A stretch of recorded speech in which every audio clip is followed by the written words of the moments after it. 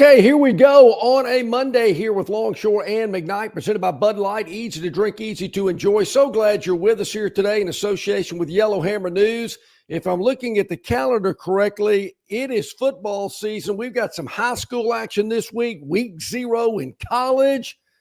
Man, they're playing for real. It's game week. Yes. Kinda. Game week asterisk over there. Kinda, sorta game week. There's games this week.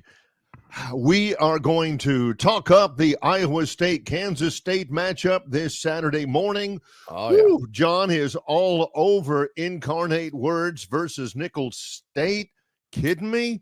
If the number's right, I'm all over it. That's exactly right. Fresno State at Kansas. We do have news from around the area in college football, which doesn't get started for them for another couple of weeks. I was at the Troy scrimmage on Saturday morning. Defense looks very good. Offense has a little work to do, but John, you can pretty much say that really about everybody until you get done with preseason camp, and that's about right. And we are done with preseason camp. It's about that time where you get the ones and the twos and start getting whoever's on the scout team, a.k.a. John's time to shine. Oh, so very important. Getting close, John. It getting is close. It is. Looking forward to it. Matter of fact, Barry, we'll have a game right here in the capital city of Montgomery this upcoming weekend. Mercer taking on UC Davis. Yeah, that's like UC is in Cal. Yep. University of California, Davis traveling all the way to Montgomery, and that game will be at Crampton Bowl. It is the FCS kickoff game. Yep. Looking forward to that. We've had it many seasons to open up football, well, really around the country, as well as here in Montgomery. And their head football coach, Tim Plow, will be joining us here on the program at the top of hour number 2. That's early out there in Davis, California. Yep. Bless his heart. Also, we've got stuff to catch up on. As we mentioned, the Troy scrimmage defense is going to be really good, getting ready for Nicholls State in 2 weeks. Auburn scrimmaged. Nothing outlandish, nothing crazy. It was very closed. Nobody really got much of a look at anybody. Nobody had much of an insight, except nobody got hurt. Which you can't say the same thing about the Alabama scrimmage over the weekend. Number 1 running back, Jam Miller, separated shoulder, looks to be out for several weeks, possibly back by the Georgia game, end of September. We'll see how that plays out, who starts in his role. How long will this rehab take? Our man, Robert Kahn from Phoenix Physical Therapy, will join us at the bottom of hour number 2. Little special visit today from Robert because a lot of people want to know about shoulder injuries and how long the number 1 running back for the Crimson Tide could be out of action. But it is that next man up mentality. So we're going to talk with Robert Kahn about that and about anything. He was scheduled anyway, I believe. Well, actually, next week was going to be his first visit. Oh, so we're bumping him up. Yes, we're bumping him up. It's bonus time with Robert Kahn. How about that? Oh, yep. But we also get the inside scoop from Bob from Pike Road. Oh, yeah, let's hear it. What's going on Bob from here? Pike Road says Daniel Hill will start in his place. He's 6'2", 245. Great hands, very special talent. Next man up. You know, that kind of just plays in, Barry. This might not surprise you.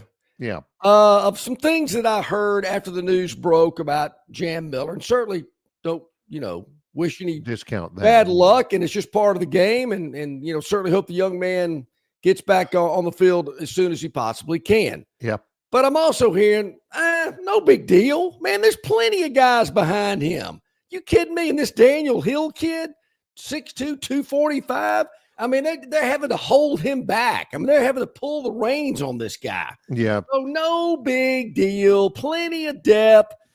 And I'm thinking, man, Bama fan has not lost their fastball. I mean, they're still at it. Yeah. Well, it's not the same, though. I mean, it's not like a cookie cutter response anytime that happens usually, because I hate to be macabre about it all, but if this had happened like in October of last year to the starting quarterback, Bama fan would have had a parade up and down McFarland. So it's not the same reaction all the time. Yeah. Like, unfortunately, I'm not bragging on him. It's like, now we get to see it finally. Hate it for him, but, all that kind of stuff. Jam Miller, I'm not sure he is revered in the same, or the expectations are the same as for a Derrick Henry or for a TJ Yeldon. TJ was in the news over the weekend. I saw that. Yeah. I did see. I wonder if he'll get out of his domestic violence allegations as easily as someone else has, but more on that later. I don't think it was easy, but I also don't think it's comparable. But Mr. Compare, of course he doesn't have well, I mean, the eligibility. How do we compare? We don't know anything what happened at that other one. Exactly. The woman won't say anything. Yeah. Just a lot of allegations. Yeah. Couple of things. And we've already getting this. Again, Bob from Pike Road, Jam Miller, fine man, young man, great man, wonderful character. Daniel Hill. I forgot about this. How long ago did TJ Yeldon play at Alabama? I forgot about that one. Yeah. That's usually a good response, too. Well, one of them's actually on the team. One of them hasn't been for 8 years. But, no kidding. Exactly. Daniel Hill will start 6'2", 245. Great hands. Very special talent. Next man up. And then, of course, the question begs from Curtis. If next man up, why wasn't he starting? Curtis says Curtis's appraisal is he runs a 4.7 and fumbles a lot. So, Jam Miller has a little more experience, been in the program longer, and it's just got that slight edge that the coaches were looking for. But don't think there's that big of a drop off. Hey, I'm just telling you what I'm hearing. I'm not saying that's what I believe. No, I'm just telling you what I'm hearing. Yeah, and John is starting the stopwatch on Bob from Pike Road on the River. I will say this, Barry. I was talking to somebody last week. Big football knowledge, played the game, follows it extremely closely. Just bending my ear about Jam Miller. Not impressed. They got to do better. And I'm not saying Jam burst off the page last season. Because the best runner on the team was playing quarterback. Maybe that had something to do with it. Maybe. But, what did we see there again? What did we see last year that makes you believe Jam Miller was going to be the next Derrick Henry? Ladies and gentlemen, John Longshore, here we go. Posing that question, just throwing it out there. Yeah. Greg points this out. Maybe this was it. Jam was the best pass blocker. You know how John loves him some blocking from his boom. There you go. Pass blocking. Because I have heard a lot about his ability to pick up the quarterback. And, there again. If that was the be-all, end-all, then Caden Proctor would be the starting. People scoff at that, whether it's a wide receiver blocking downfield. But you got to have a running back, not only that can carry the mail, but you got to be able to protect the quarterback in passing situations, unless you're a Sean Alexander or somebody of that note. Derrick Henry was never known to block when he was never in high school. Never had to. But I think you're on to something there. I mean, I'm told he could block well. But there again, hate it for the young man. Hopefully he can get back to action really soon. And Robert will help us understand these type injuries and rehabs a little bit later today. Well, TJ Yeldon is getting a lot of run today on the River Region Straw Chat line, I see. Well, we get that type of thing when people associated with those programs get arrested. But along the other side, over at Auburn, again, there wasn't a lot of access. Heck. There wasn't any access. Well, I think Coach Freeze is tired of people releasing videos of him screaming and kicking and throwing his hat at when the quarterback can't run the right play. Now, wait a minute. If some of you guys out there, I'm not talking to John, but if some of you guys out there like to scream and yell and raise fits about Hugh Freeze throwing his visor at practice as though that was a big, huge thing, please don't let that be a thing in September and October and November. and you guys don't want to hear about former Alabama running back getting arrested, that's a little bit of a double standard because neither of them really means much of anything. Oh, video. Hugh Freeze dissatisfied at practice. Uh-oh. I mean, it's the best disaster on the pasture. It's the best we can come up with are former players from a decade ago that have a brush with the law compared to players and coaches that are currently there. Yeah. I'm saying, hey, buddy, you're an adult. You played in the NFL. You should know better. Well, they all should know better. But, yeah, I guess, is that clickbait? Is that what that is? Yeah, the TJ Yeldon thing. I don't want to make light of it because it's a serious charge and all that. But well, is it? I mean, heck, 2 months ago it was a serious charge, and poof, it just vanished in the middle of the night. No, maybe there was nothing to it. Well, then why can't we hear from the female? Did you make this up? Did you lie? Did you put this young man through hell for 2 months? It's amazing how they just get away scot-free. That's my point. I mean, don't be making these allegations. Go, oh, no, it didn't happen. Oh, well, then keep your mouth shut. Well, maybe so. Maybe that's where it goes. But the Hugh Freeze throwing his visor at practice, mad at something. I'm loving it that John can read some of those texts and read some of those tweets with a straight face, because if there's anybody who's familiar with coaches getting ticked off at practice and throwing their hat, oh yeah, anybody out there who can tell you, man, that happens all the time. This should not be, Oh, Hugh was angry at practice. Well, the head here's what I coach got. of the Auburn Tigers lost his temper because somebody wasn't performing up to his standards at practice. Well, here's the one I got out of it, though. And I will have to admit, isn't there something in this business you got to give credit for? Like, if you use video from another outlet, it always says courtesy of ESPN. Yeah, you're supposed at the to top. do that. Yeah. Sure. Okay, this is courtesy of the River Region Straw VIP text hotline. Because somebody sent me that video last week. Hey, look at Hugh. He's going crazy. So it's not like I dug it up myself, if that even matters. Well, but for a head coach that has multiple times says, I want my starting quarterback to leave the practice field confident. I'm not so sure he left the field confident after that little shenanigan of hat throwing and spitting and cussing and jumping around. I mean, I don't have a problem with it because I dealt with it on a daily basis. But, I mean, to come out and say, we don't want our quarterback to look bad and his confidence to get shot. Okay. Was that directed at his quarterback?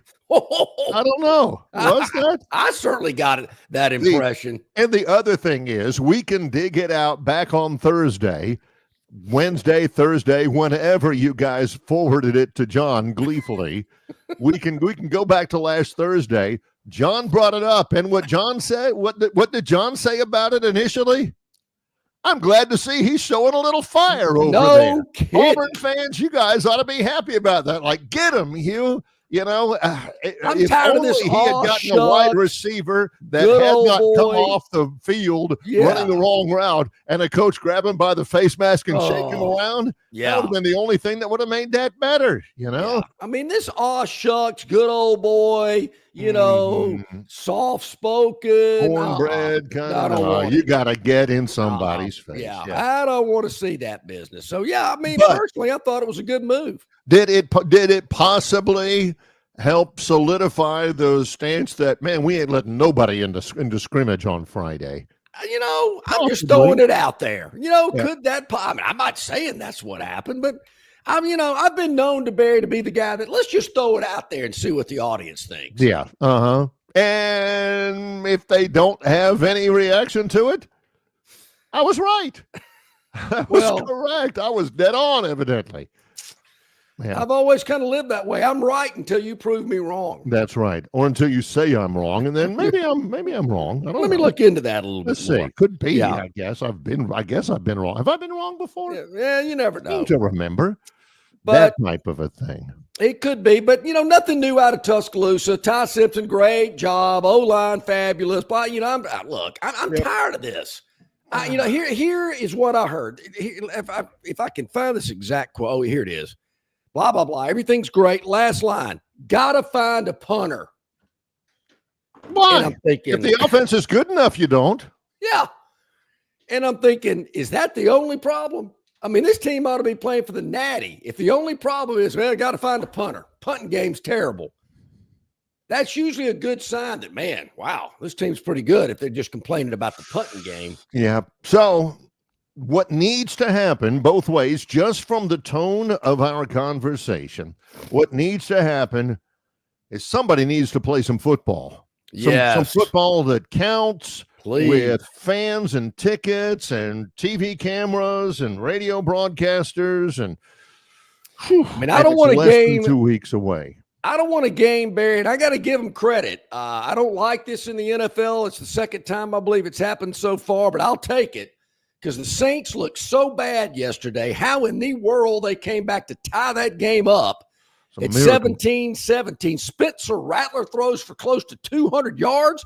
What, did the Jags have the Bowles High School down there playing? Are you kidding me? It ain't like 200 yards is the gold standard or anything. For like that guy? Well, fair point. I mean, I looked at the score. They're now late. I mean, and then I look at it later. Well, wait a minute. They scored and tied that thing up, which I don't get that in preseason. I don't know. I guess they don't get them hurt. Yeah. The Saints and Jaguars played at the Dome, 17-17 final. Better than Bears and Bills. Yeah. Bills, played for it all last year or close. Bears beat them 38-0. Did they even try? Was there any starters in at all ever for the Bills there? Barry, I saw a little bit of that Buffalo game, and my wife, she doesn't know Josh Allen wasn't playing. She goes, wow, Buffalo's not very good this year. I said, honey, that guy playing quarterback's trying to get a roster spot. He might not even be on the team in a week. He may not be on the team this morning. Yeah, but he's terrible, and he could tell it. He was pretty bad. But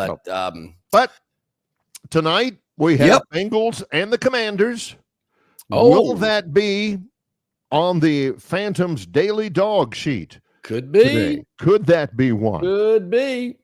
A little bit later on, we'll visit with the head coach of the UC Davis. Anybody remember? Aggies. We pointed it out on Friday, the Aggies. Yes, the Aggies. Tim Plow, we're going to visit with him a little bit later on. And as we mentioned before, bumping up a little bit our visit with Robert Kahn from Phoenix Physical Therapy, our Gurn Jr. Victoryland Topic Wheel as well. We are Barry, underway. Yesterday morning, my phone's blowing up. Ding, ding, ding, ding. It's early in the morning. The wife's going, what's going on? I said, well, it's about to be football season, honey, so get ready. And, it was like, hey, can you get Dr. Kahn on tomorrow? I need to know more about this. I said, yeah, Dr. Kahn. I said, I'll call him. You got to believe it. So, we do take requests here. When we do come back, Barry, I saw something over the weekend that even I couldn't believe. I thought, you have got to be kidding me. What could it be? Yep. Next, with Longshore and McKnight. He's John, I'm Barry. Gurn's our producer. It's all in association with Yellowhammer News, presented by Bud Light. Located just 8 miles north of Alabama's state capital, Capitol Hill features 3 18-hole championship courses. With more than 1,500 acres of golf and nature, the pure magnitude of this facility is amazing and allows each course to be drastically different from the others. Capitol Hill also features an innovative 360-degree driving range 400 yards in diameter. Capitol Hill offers a fully stocked pro shop with the latest equipment and apparel. Great food and beverages in the clubhouse can be enjoyed both before and after your round. Get your group together and hit the trail. Go to rtjgolf.com/Capitol Hill for tee times and more information. On the basketball court, the soccer pitch, or even the golf course, your crew brings their best not just for the win, but for that post-game celebration. When victory tastes like Michelob Ultra, it's worth every drop of sweat. And if you don't win, you'll still get the beer. It's just on you. Superior is worth playing for. Michelob Ultra, 2.6 carbs, 95 calories. Superior light beer. Enjoy responsibly. Copyright 2025, Anheuser-Busch Michelob Ultra Light Beer, St. Louis, Missouri. You're not buying sticks, stems, and pine cones. You're you're buying premium long needle pine straw from River Region Straw. Kenny and his staff have access to the best pine straw in the River region, full of color that will last all season long. Kenny has locations in Montgomery, Prattville, and Auburn, and no order is too big or too small, from a few bales to an 18-wheeler trailer load. Pickup is available, or your order can be delivered. They can even spread your pine straw if you like. So call or text Kenny today, 669-5959. That's 669-5959 for all of your pine straw needs. Okay, about 20 minutes past the hour here on a Monday. So glad you are with us, Longshore and McKnight, in association with our good friends at Yellowhammer News and yellowhammernews.com. You can check us out at yellowhammernews.com with video content of this write-up about the show every afternoon. Also on Facebook, Instagram, YouTube, X, Spotify, Apple, so many ways to check us out. Yep. We really appreciate it. Hit that like button, hit that subscribe button. We really, really appreciate it. Yep. We've got a lot to catch up on here from the weekend already. Gosh, Daniel and John from Wetumpka and everybody. Yes, it's true. He's a real zero. No, sorry, that was my Greg the Otter Stratton line. It's true. The Braves did sweep. I hesitate to mention it, although everybody's bringing it up because one of my best buddies in the whole world, our great friend Gunner, is a huge Cleveland Guardians fan. Yeah. Braves go up to Cleveland, and they win it. 5-4 was the final score yesterday. I also hesitate, it hurts Gunner's heart because him and Hunt were watching that game, but I don't want you to get caught up in it. Sure, the Braves have won 5 games in a row. That's what the Braves do. Yeah. That's what the Braves do. They tank it. They're terrible. They got, I think it was Josh Harris last week who pointed out they had the 4th worst record in the major leagues, which I did not know. Yes, they're still 12 games under 500. They won 8 of their last 10, 5 in a row, but that's what they do to you. I'm telling you. Well, no. They're gonna I don't know if I've caught up in that. Jumped off the Braves bandwagon. I know people have been advising me to. Go ahead. Throw in the towel. It's done. It's over. If I'm not mistaken, this is like the second sweep in like a 2-3 week period. Didn't they sweep somebody not too long ago? The Marlins. So they're sweeping away and everybody's jumped ship. I'm clinging. I'm hanging on by the railing. Games out of first, John. 15 games. Won 5 games.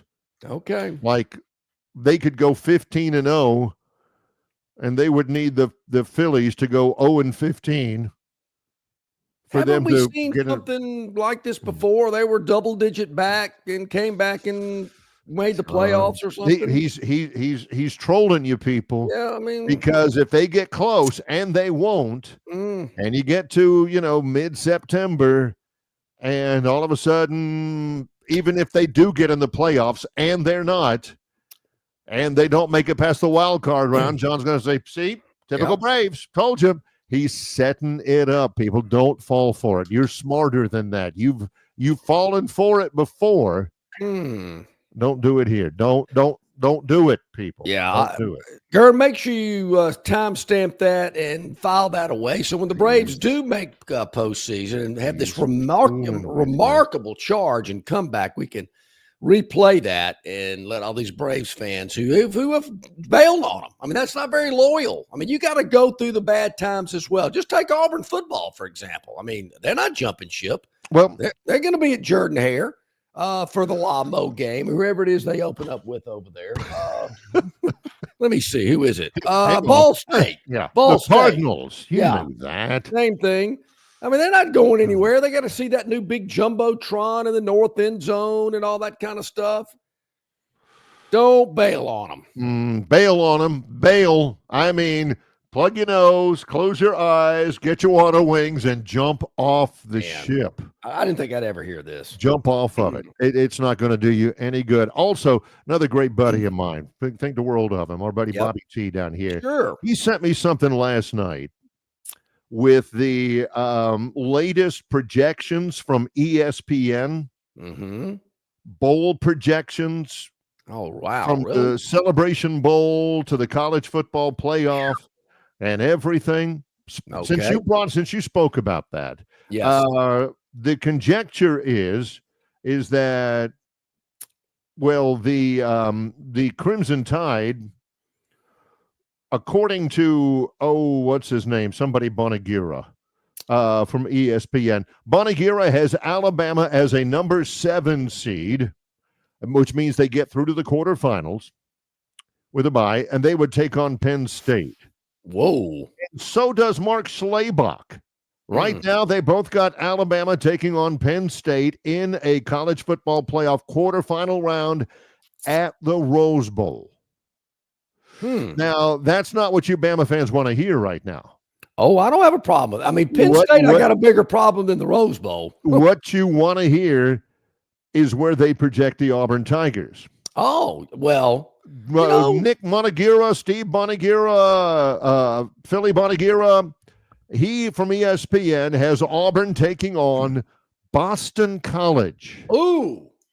As a matter of fact, I think Auburn has already played them in a bowl game before. Boston College from Nick Bonagura, Fred Bonagura, in the Union Home Mortgage Gasparilla Bowl. Hey, it's a bowl. Boys, who was it was telling us before? It may have been Josh Harris. If they're going to the Birmingham Bowl or something like that, we ain't talking about it. Auburn's got to make a bowl. He says, no, they got to make a decent bowl.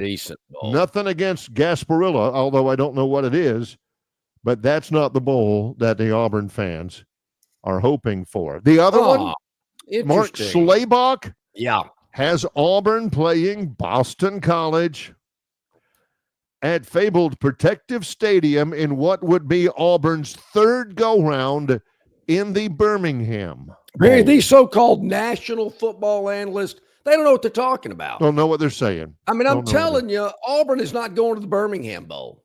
I mean, I've been saying it all year. This is an 8-4 program. Could be 9-3 this year if the ball bounces right. Right. Then I go into the Birmingham Bowl at 9-3. Or the Gasparillo Bowl, wherever it's played. I don't even know where you play that That's game. in Tampa. What day it's on. As far now, I do think Auburn has played Boston College in a bowl game before. I'm on it. That rings a bell. I think they have. I'm on it. But don't hold me to it. But something tells me they have. On it quickly. The thing about Penn State, Barry, Penn State's one of the teams I have playing for the national title. Is that who Bama? I think Bama will take whoever they get. Penn State, yeah. I mean, and I think they'll. Auburn played. I don't know how he comes up with this. Auburn played Boston College and beat them 33-26. It may have been Dye's first bowl game. Okay. 1982 in Orlando at the Tangerine Bowl. How do I remember that stuff? How do you remember that? They played before back in the 1939 and 1940, but the only other time they have played was 82 in the Tangerine Bowl. John has that locked up there in that messy spiderweb strewn filing cabinet he calls his memory. But that's what you're looking at right now, Auburn fans. If it's Birmingham Bowl or the Gasparilla Bowl, that tells me one of two things. Auburn fans are not going to be satisfied. And number two, once again, the national media hates Auburn. Oh, obvious that ESPN doesn't give Auburn any credit, any love, any luck, any regard whatsoever. Yeah.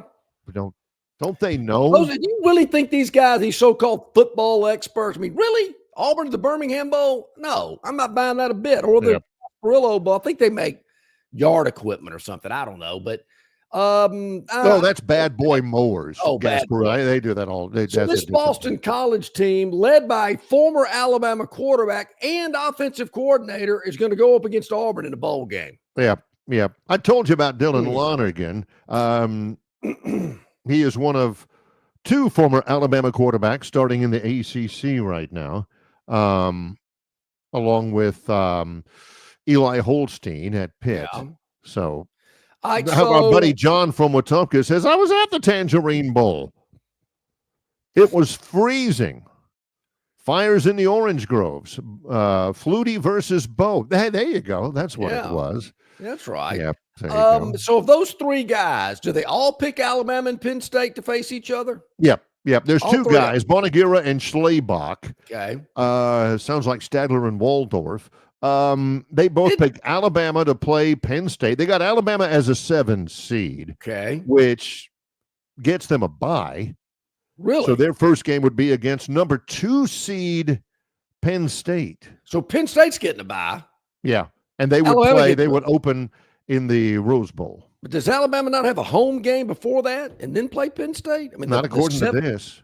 Maybe let me reread it just to make sure I'm. Yeah, in a 14-team playoff, I can't imagine the 7 seed getting a bye. I think a 7 seed has a home game. Let me double check. Let me double check. Who was that guy again? Wasn't he the lead guitarist for Bon Jovi? What was that guy's name? Richie Sambora. Oh, Sambora. Richie Sambora. Richie Sambora did not have they did not have a projection on that. Yeah, he got married to Heather Locklear, and he went Seve Ballesteros on from it. T.J. Hooker. Yeah. Oh, no, I'm wrong. Thank you for checking up on me. That's Alabama. Schlebach has Alabama as a 6 seed and would play number 11 seed Arizona State in Tuscaloosa. Arizona State? They were in the playoff last year. Don't get all snooty on me now. They were. Alabama wasn't. They actually gave Texas fits. Yeah. All right. So whatever Bonagura has Arizona State and Alabama in Tuscaloosa. Arizona State is a 10, Alabama as a 7. Mark Schlebach has number 11 seed Arizona State against number 6 seed Alabama in Tuscaloosa on either December 18th or the 19th. I know those two teams, excuse me, have played basketball against each other. I don't think they've ever played football. I don't think the Tide and the Sun Devils have ever played each other. The difficulty there really is that there will be probably, if Alabama plays on the 19th. Yeah. Is anybody going to be watching the Myrtle Beach Bowl that day? Anybody going to be double screening it with the Union Home Mortgage Gasparilla Bowl that day with Auburn versus Boston College? I mean, you got those games going on against the first round of the college football playoff. Yeah. Oh, you talk about dying on the vine. Quickly, Jason, Kenny Dillingham. Am I close? Am I right? Kenny Dillingham, yes. It's maybe the first time that John has said his name correctly on first reference. In the past, he's gotten a little bit of chuckle from the River Region Straw Chat line, calling him Dilly Kenningham or something like that. Yeah. So, he was a former Auburn assistant coach. Also, yes. Yeah. That was a good call, Jason. I can see how people wouldn't think I'd know that off the top of my head. Yeah. Also, Greg is testing me here. Bama Greg says, Barry, the punter from Troy who transferred to Bama, is he regretting this move since we're now saying our punting sucks? Greg, I don't get the reference. There was a guy who was transferred from Troy to Alabama who was a punter named Jack Martin who transferred 3.5 years ago. I mean, he was a Neil Brown transfer. Nobody since. There's one transfer from Troy on the Alabama roster, and that's a tight end. Oh my gosh, forgot his name. Yeah, an area that they certainly needed some help in. So yeah, so okay, I'm a little okay. All right, you see, home playoff games, I think, are really cool. So I like that, even though it's Arizona State, who had no business being in the playoff last year. And did you watch them play? They gave Texas all they could handle. Yeah. Cam Scatterbo, Joe Tessitore's favorite human being on the face of the planet. Arizona State was all that last year, John. Well, but they're Arizona State, and they've got a little guy in his pajamas with a pitchfork on the side of their Sparky. John going to Alabama has played it. Well, I don't know if they actually played at Sun Devil Stadium. They showed up at Sun Devil Stadium. Yes, the fabled fiasco Bowl, the Brian Nagel Bowl. Yeah, the Browning-Nagel Yeah. matchup there. Yes. So that would be a first. But speaking of who is worthy of a playoff position, well, if you listen to the commissioner of the Big Ten, hey, let's let everybody play. That's what I was getting at as we went to our first break.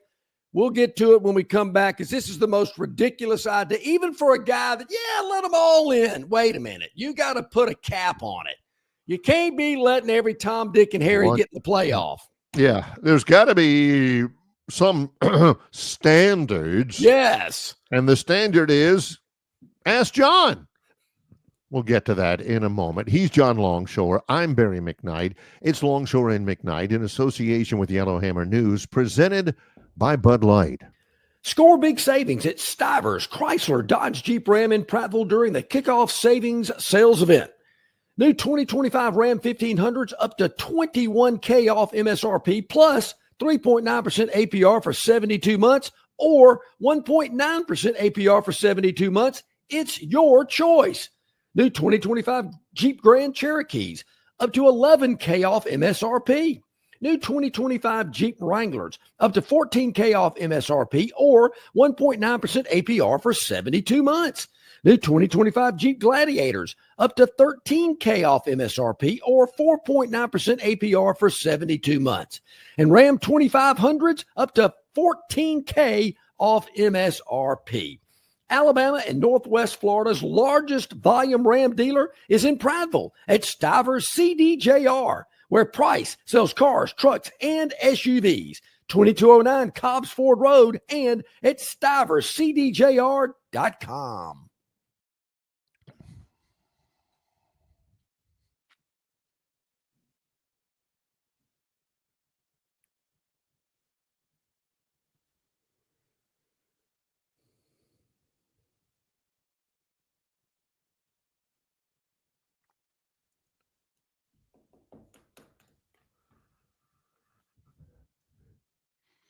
We like Busch Light. Man, Busch Light is awesome. Busch Light goes down easy. It's an Anheuser-Busch product.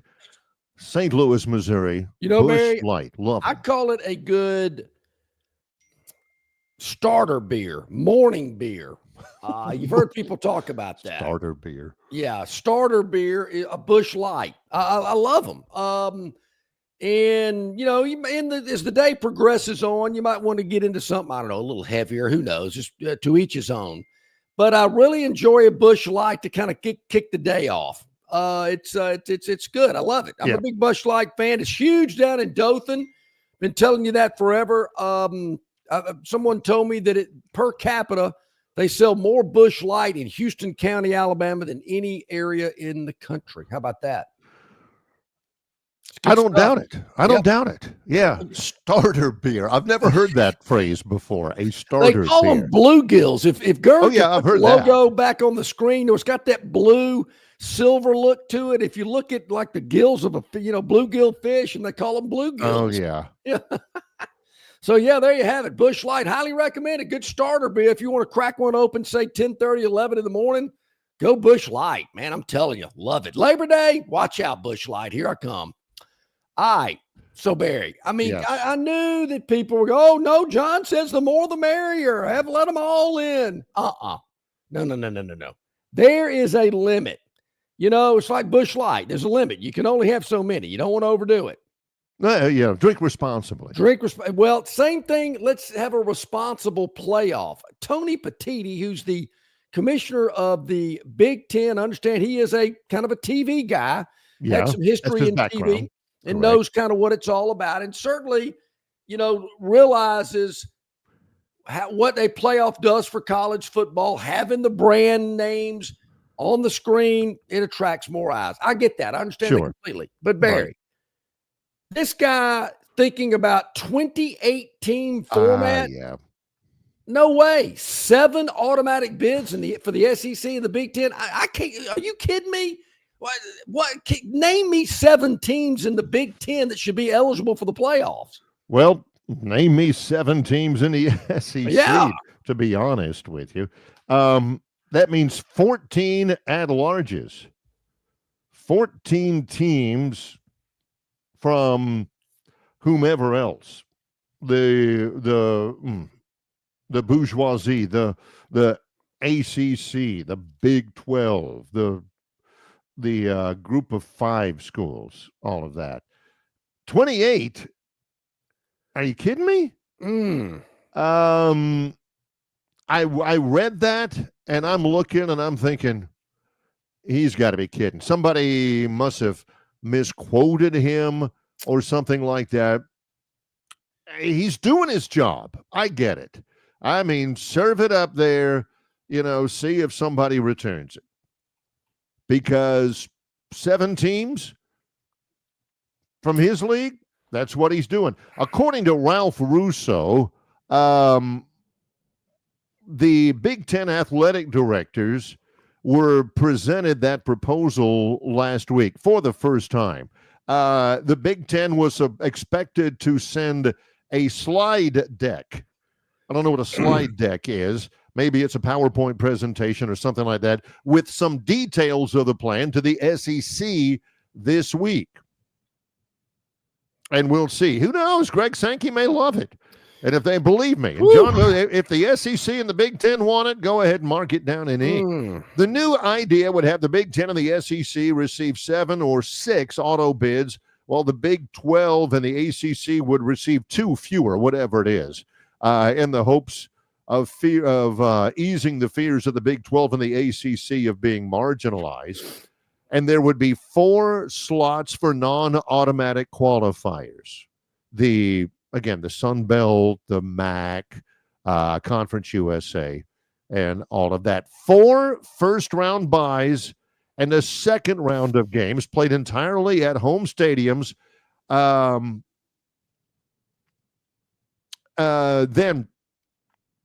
a 24-team field rather than 20. If they go 24, they would have 8 buys and 2 rounds of home games. Basically, what he's trying to do is, again, guarantee as many schools as he can in the playoff from the SEC and the Big Ten. And number 2, he's trying to tell the ACC and the Big 12, see, we got something for you. That's exactly. And you guys in the Power 5, you guys will have a few. Will there be burnout, do you think, for fans? Well, I guarantee you it'll hurt the bowl system, which is not, it's already going to hurt them this year. But will the fans, by the time, wait a minute, are we quarterfinals? We've been playing for 3. Are we in the quarterfinals? Yeah. Wait a minute. Last week we went to the Rose Bowl. This week we got to go where? Raymond James Stadium? And then what do we got next? We got Dallas. How are we going to... we've already spent 6 figures to get into the NIL, and we've already spent this much. Now we got to go to Pasadena, Tampa, and Dallas. And then we're not. And then maybe we'll go to the national championship game. I think his thinking is, well, we're going to make so much money with this expanded playoff, and the networks are going to pay all the travel. You ain't got to worry about travel. Now, your fans, they're on their own. Well, who cares? We're worried about TV revenue, eyeballs on screens. If there's no fans in the stands, we just won't pan the crowd, whatever. But this is ridiculous. I mean, too many teams. The SEC and the Big Ten does not need 7. Hate to tell you, but with some of these other teams don't need to be in it either. I mean, we're giving you 1 or 2 slots. Be happy with it and move on. Well, that's what I was talking about when we're talking about, 70-something teams in the NCAA basketball tournament. There's not that many teams that deserve to play for a national championship. For instance, a 28-team playoff would ostensibly, you could look at the top 25.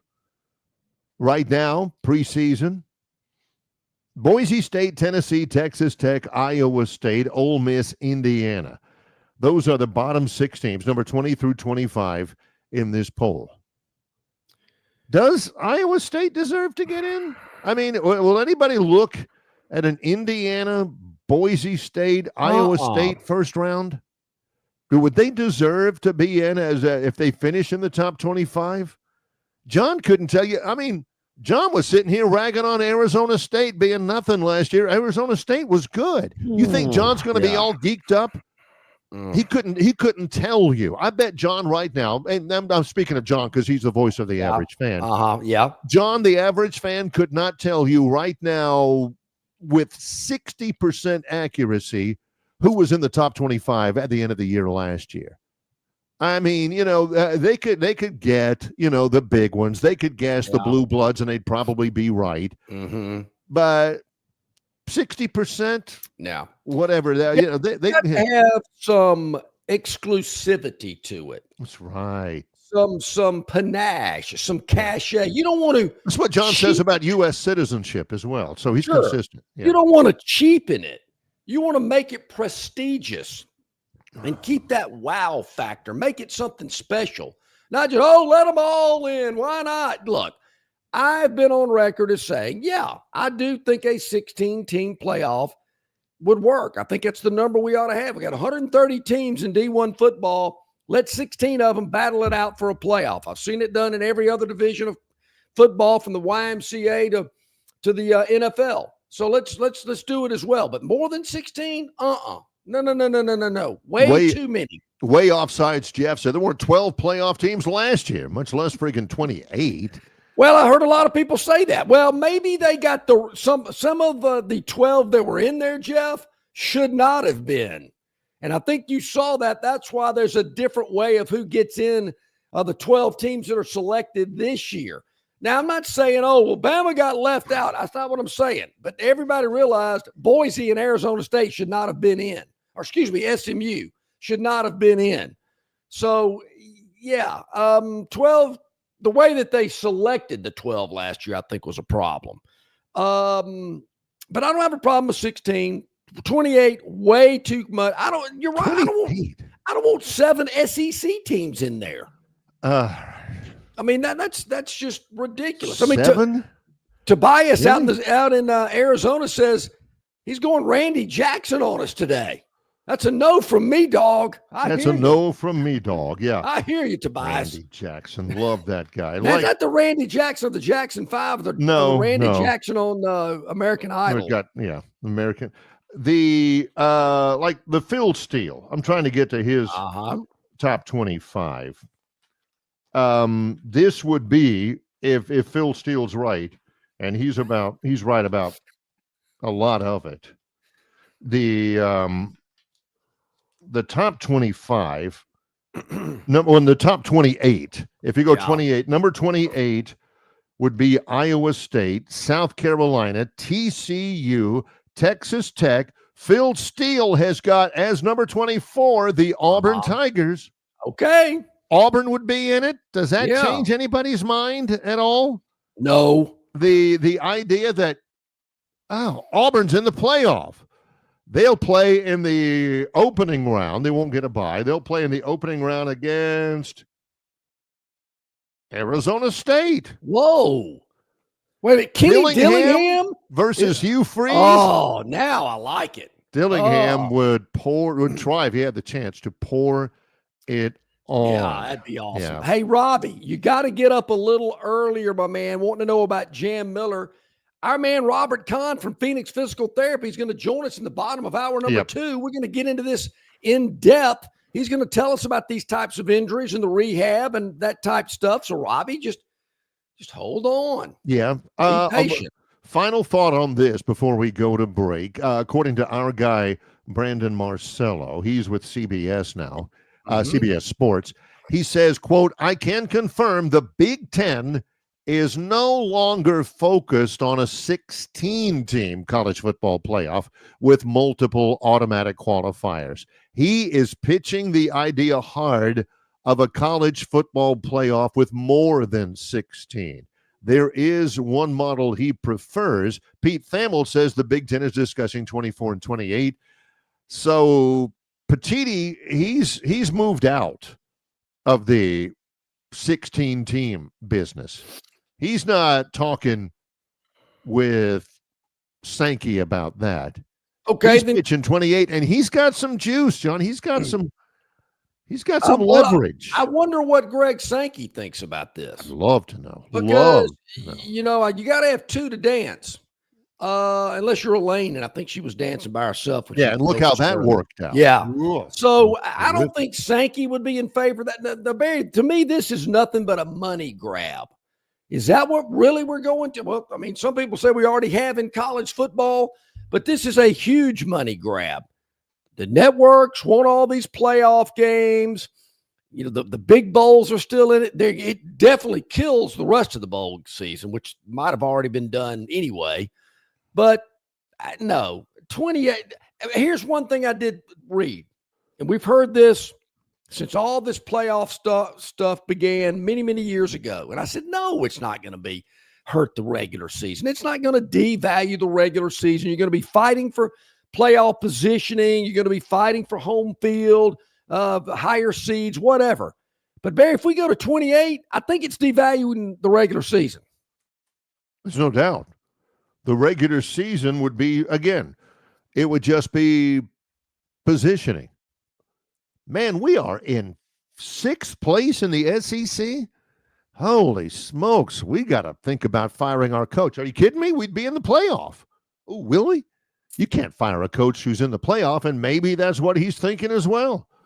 So, yeah, it's blatant. It's a money grab. But I'm just telling you, I don't think it's a good idea. John doesn't think it's a good idea. I don't like it. But if Greg Sankey thinks it's a good idea, Tony Petitti thinks it's a good idea, I'd love to get ready for it. Is all Greg I'm saying. Sankey is a very good way of explaining and describing things. He's got a lot of large $5 words and expansive vocabulary. I'd like to know if he is in favor of this. I really want to hear why. I want to give him to break it down and give me a full explanation of why we need 28 teams in a college football playoff. Because there again, I know it's all about money. Yeah, I'm not that stupid, but really, you're devaluing the regular season, in my opinion. Can your fan base withstand all that? Is that what they want? Do you ever think about the fans anymore? I don't know. Maybe you don't. We'll see. Well, we're going to kick the college football season off, or part of it, right here in Montgomery. In about 8 minutes or so, Barry, the head football coach at UC Davis, the Aggies, are coming to Montgomery to take on Mercer. His name is Coach Tim Plow. He'll join us to talk about his team and their visit to Montgomery later this week. Yep, looking forward to it. Coming up, let's take a break here. Longshore and McKnight, in association with Yellowhammer News, presented by Bud Light. Why Hands? At Hands Heating and Air, you get this area's highest ranked service provider with 24-hour repair service, no overtime charges, and their same-day service guarantee.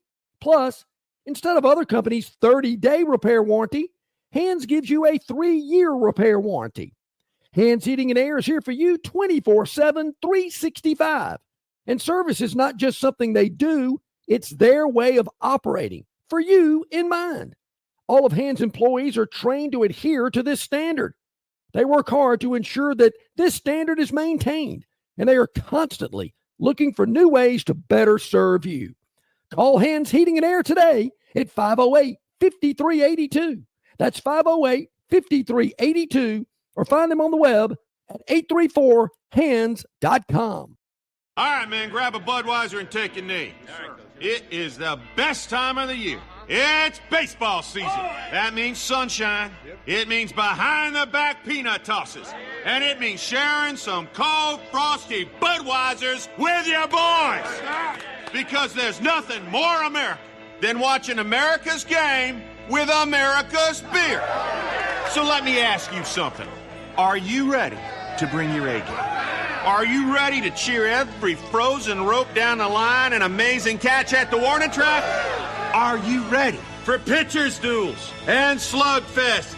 Tell me, are you ready for the thrill of an incredible walk-off victory? I can't hear you. Are you ready for Budweiser and baseball? Then get on your feet, raise an ice-cold Bud, and let's make this season larger than life. Great times are waiting. Get some Buds! Enjoy responsibly. Budweiser Beer, Anheuser-Busch, St. Louis, Missouri. Don't miss your chance to win big at Victoryland Casino. Play the latest, hottest, most exciting games around with fun bonuses and big jackpots. Don't miss out on your free play. Stop by Player Rewards today and check out this month's exciting free play promotions. Come see why our players keep coming back. You'll have more fun at Victoryland Casino, where you can be a winner too. Victoryland Casino, located off I-85 exit 22, Shorter, Alabama. Must be 21 or older. All right, welcome back in, everybody. About 5 minutes to the top of the hour. A lot of great conversation on our River Region Straw chat line. We appreciate that. You can always email us, Longshore and McKnight at gmail.com. Our man John Denny, man, he's on the chat line. He's on the email. We love it. We appreciate it. A lot of people on the chat line. Once again, look, we keep an eye on it. As of right now, Philip has not dropped anything.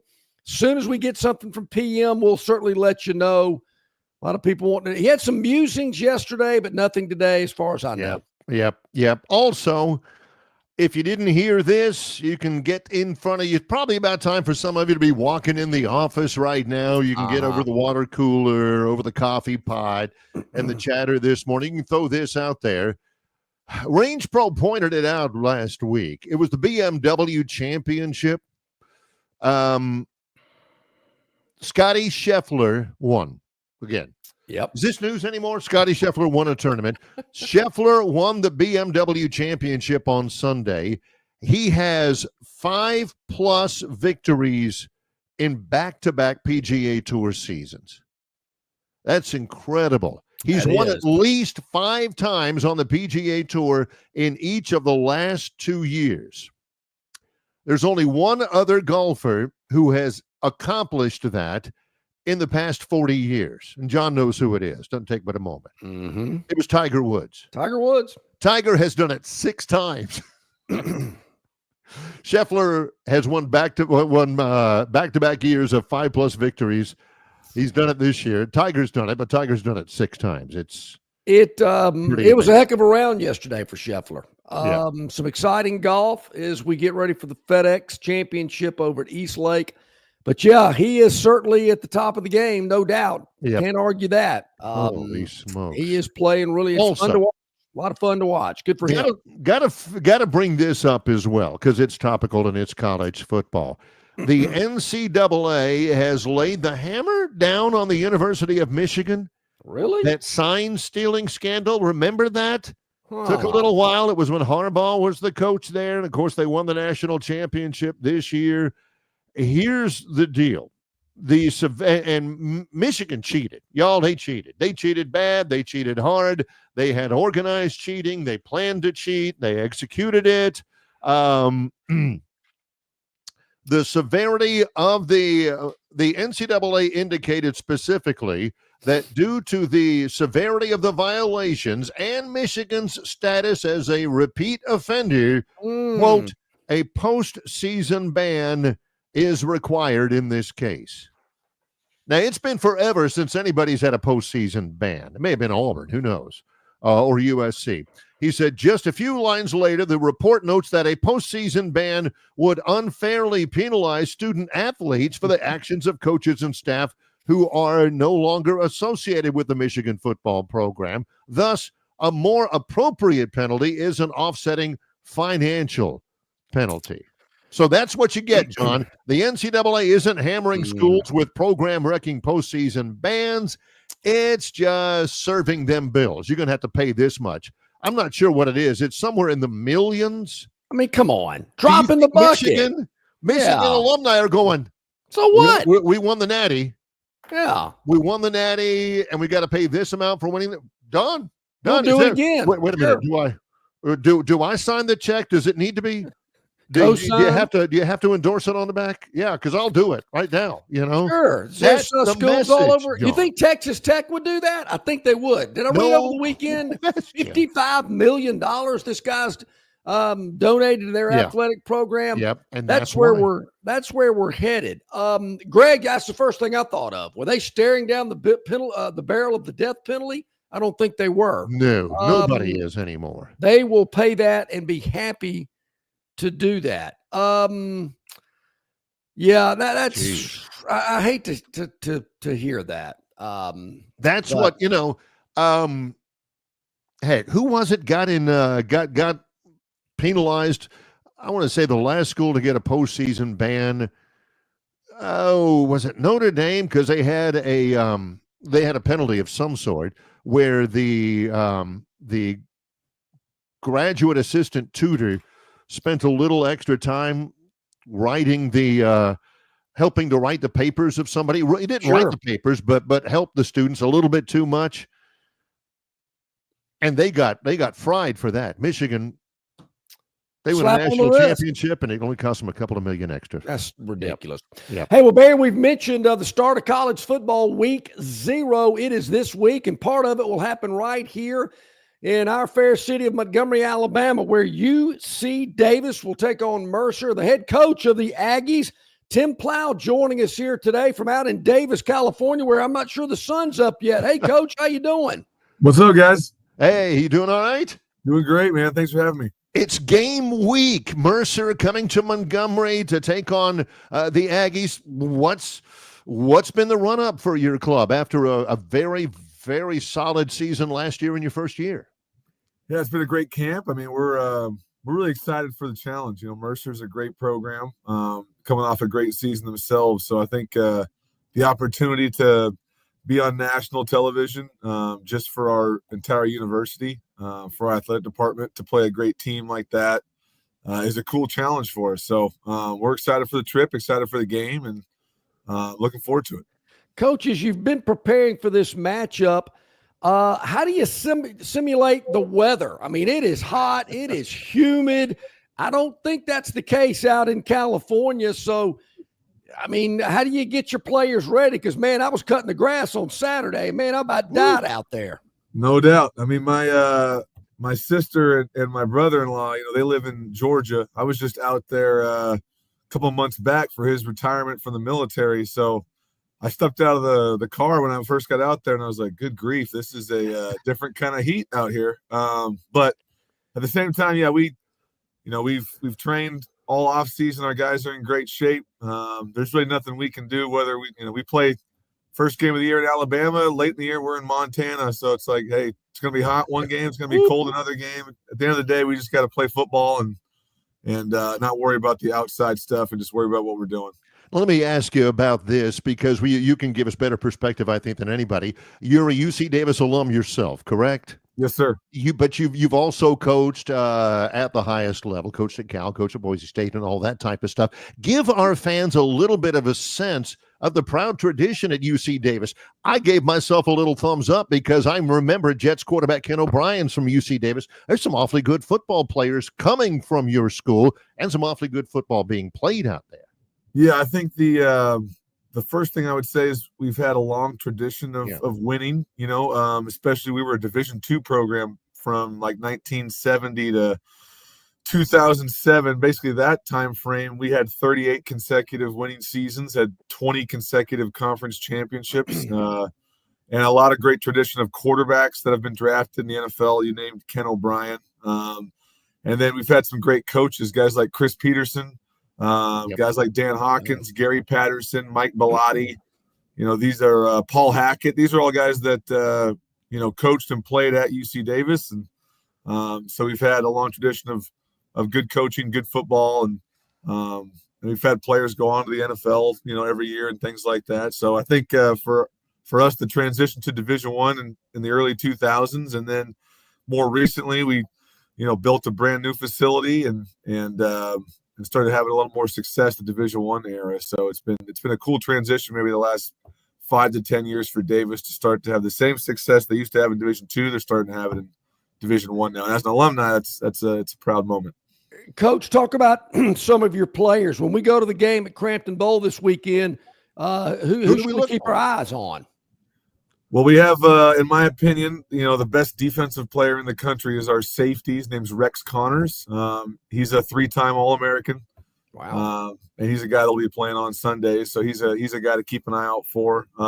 What position, Coach? He's a safety, so he'll be the guy in the post coming down there and tackling a bunch of dudes. Number 4, he's a good player. His twin brother Porter Connors is our inside linebacker. So they've played together their entire lives. And they're from Utah originally, and they're both going to be seniors, and both have started a lot of football games. So those guys are probably the two guys that jump out on the defensive side of the ball. And then on offense, we have a receiver named Sam Batu, number 8, who I think is really talented, has a chance to have a great season. He's got a great story, originally from Liberia, and his father's in the military, and he's moved all over the country. Talented guy. Our entire offensive line comes back. And then we have, a couple tight ends that are pretty talented. Number 0 and Ian Simpson, and number 23, Winston Williams, who's a preseason All-American. So excited about those guys, and excited to have those guys back. What kind of when the offense is clicking, what does it look like? Are you fast? Are you run oriented? What can the fans expect there? Yeah, we're definitely an up tempo team. I mean, we'll be no huddle. Sometimes we could go really fast depending on how well we're doing. But we're going to be no huddle and throwing the ball around. Last year we led the country in passing for all college football. So we can throw it a little bit. I think this year we have talented running backs though, and our quarterbacks are going to be a little bit more athletic than they were a year ago. So you might see the run game pick up, but we try to be as balanced as we can, kind of take what the defense gives us. But yeah, we'll be up tempo. We'll be throwing it around the yard and moving the offense into different formations and shifts and motions and things like that. So it's a fun offense to be a part of when it's going right. Obviously a long trip. When do you arrive into Montgomery? We're actually going a day early, so we'll finish practice Thursday morning, and then we'll fly out on Thursday, and then we'll get there Thursday night, spend all day Friday there. We're actually taking the team to the Rosa Parks Museum. Oh yeah, and definitely can recommend Friday. Yeah, and then be ready to go on Saturday.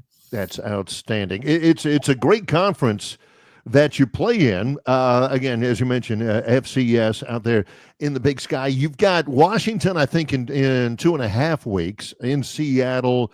And then, I mean, you look on your schedule and you look at the FCS, you got a number 12, you got a number 2, you got a number 19, you got a number 7, I think, on your schedule. That's really good football out there in the Big Sky Conference. And I'm not sure people around here truly appreciate that, particularly the schedule that you put together.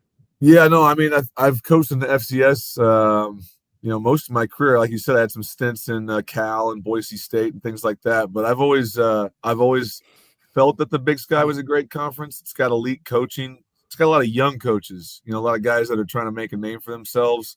But yeah, we got usually 4, 5, 6 ranked teams in the top 25. And I've always felt like between this conference and the Missouri Valley Conference is where you're going to get a good chunk of playoff teams every year. I know for us, we're excited to play Mercer because, you play a new team and a team that you haven't played before, and so there's new information from a different conference. And that's fun for the kids. It's fun for the coaches. Like, hey, this is something different. Like, we're playing a different team that you don't play every year, and you're going to a place that you don't go to every year.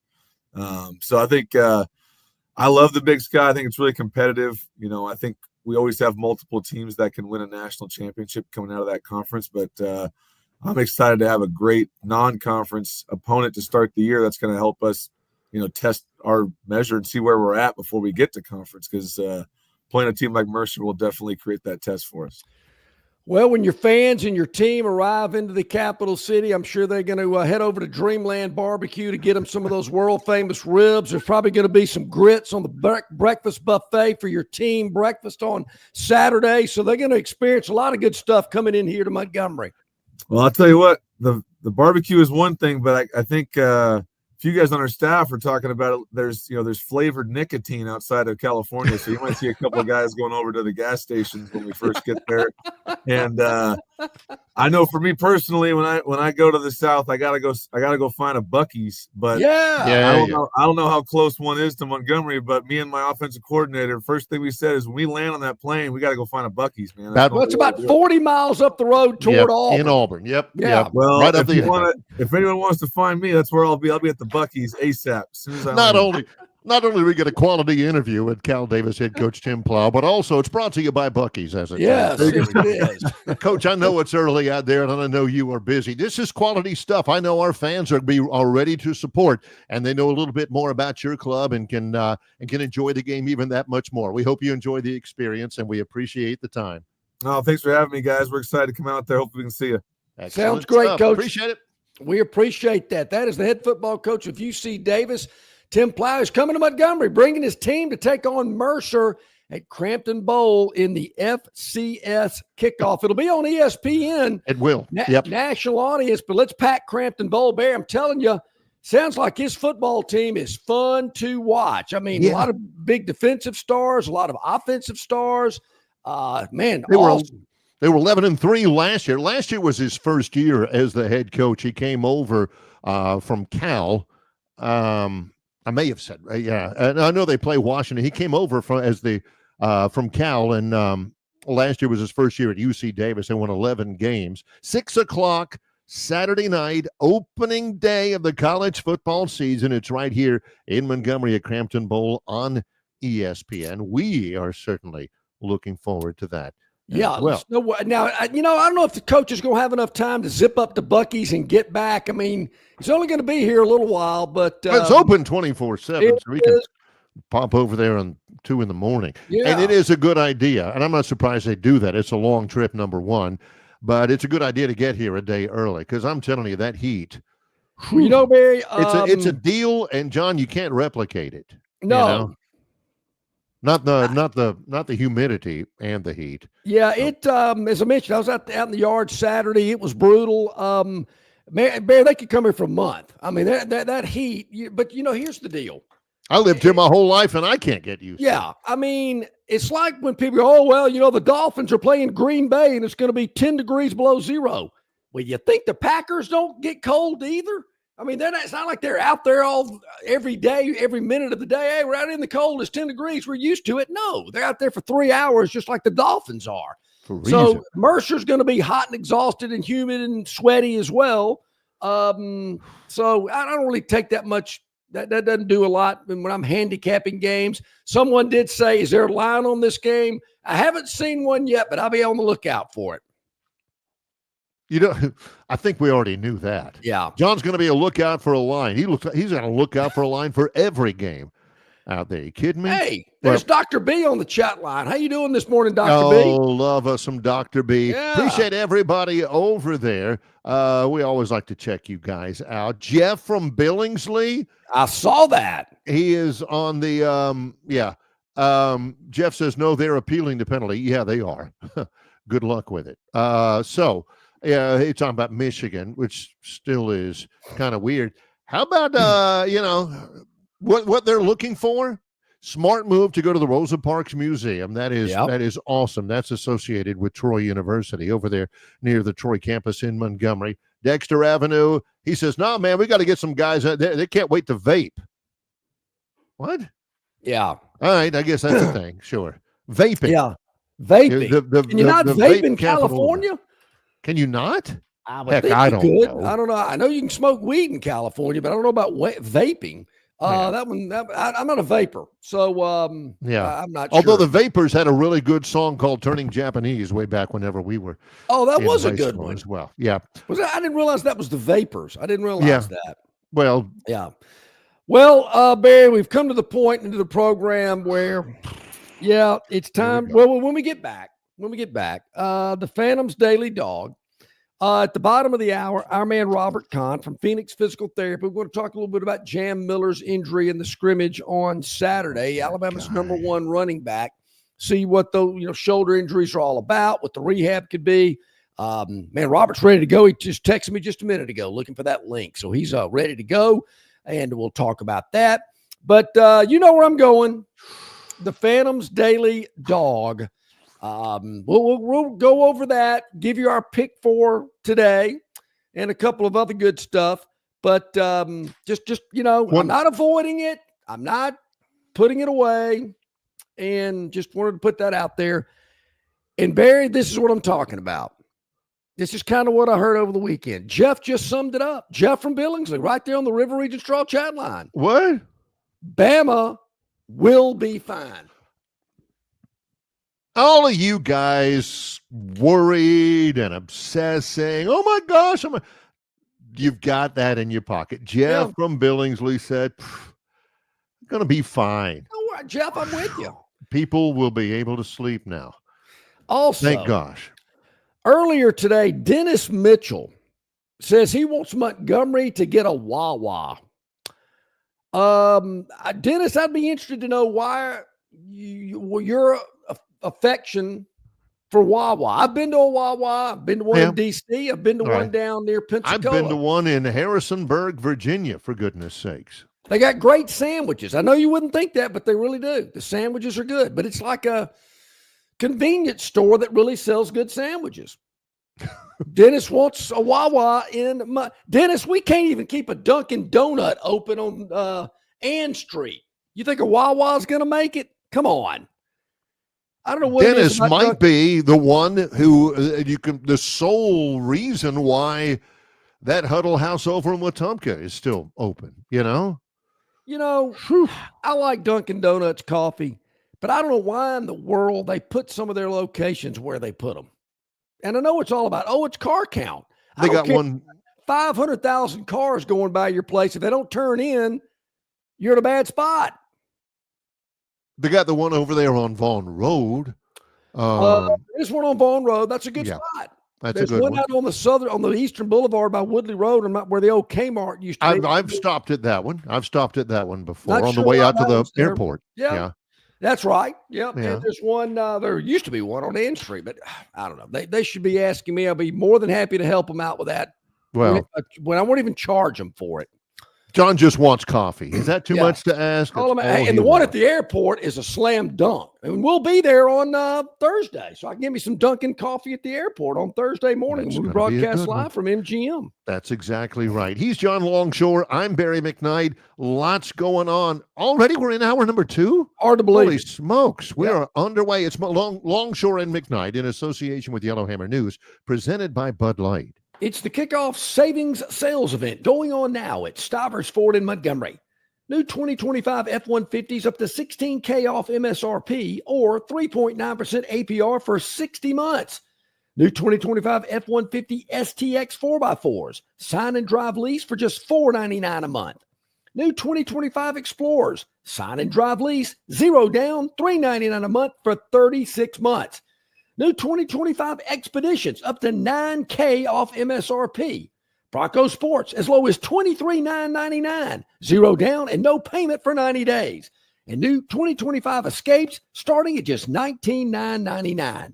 Score big at Stivers Ford in Montgomery, 4000 Eastern Boulevard, and at stiversonline.com. Stivers Ford, where Price sells cars, trucks, and SUVs. It doesn't matter if you're running drills at the park, playing pickup on a Saturday, or sinking the final putt. When you compete with your friends with Michelob Ultra on the line, competition isn't that friendly. The trash talk, next level. And the stakes, those are crystal clear. With only 95 calories and superior smooth taste, it's the ultimate trophy. Superior is worth playing for. Michelob Ultra, superior light beer. Enjoy responsibly. Copyright 2025, Anheuser-Busch Michelob Ultra Light Beer, St. Louis, Missouri. Jim Massey's Cleaners and Laundry is an Alabama-based, family-owned and operated business that specializes in dry cleaning and laundry, serving the River region since 1941. There are 12 convenient locations across the River region. Find one close to you or call 481-1911 for free pickup and delivery. For 83 years, Central Alabama has trusted Jim Massey's Cleaners and Laundry. You should too. Okay, welcome back in. About 18 minutes past the hour here on a Monday. A lot of good stuff coming in on the River Region Straw chat line.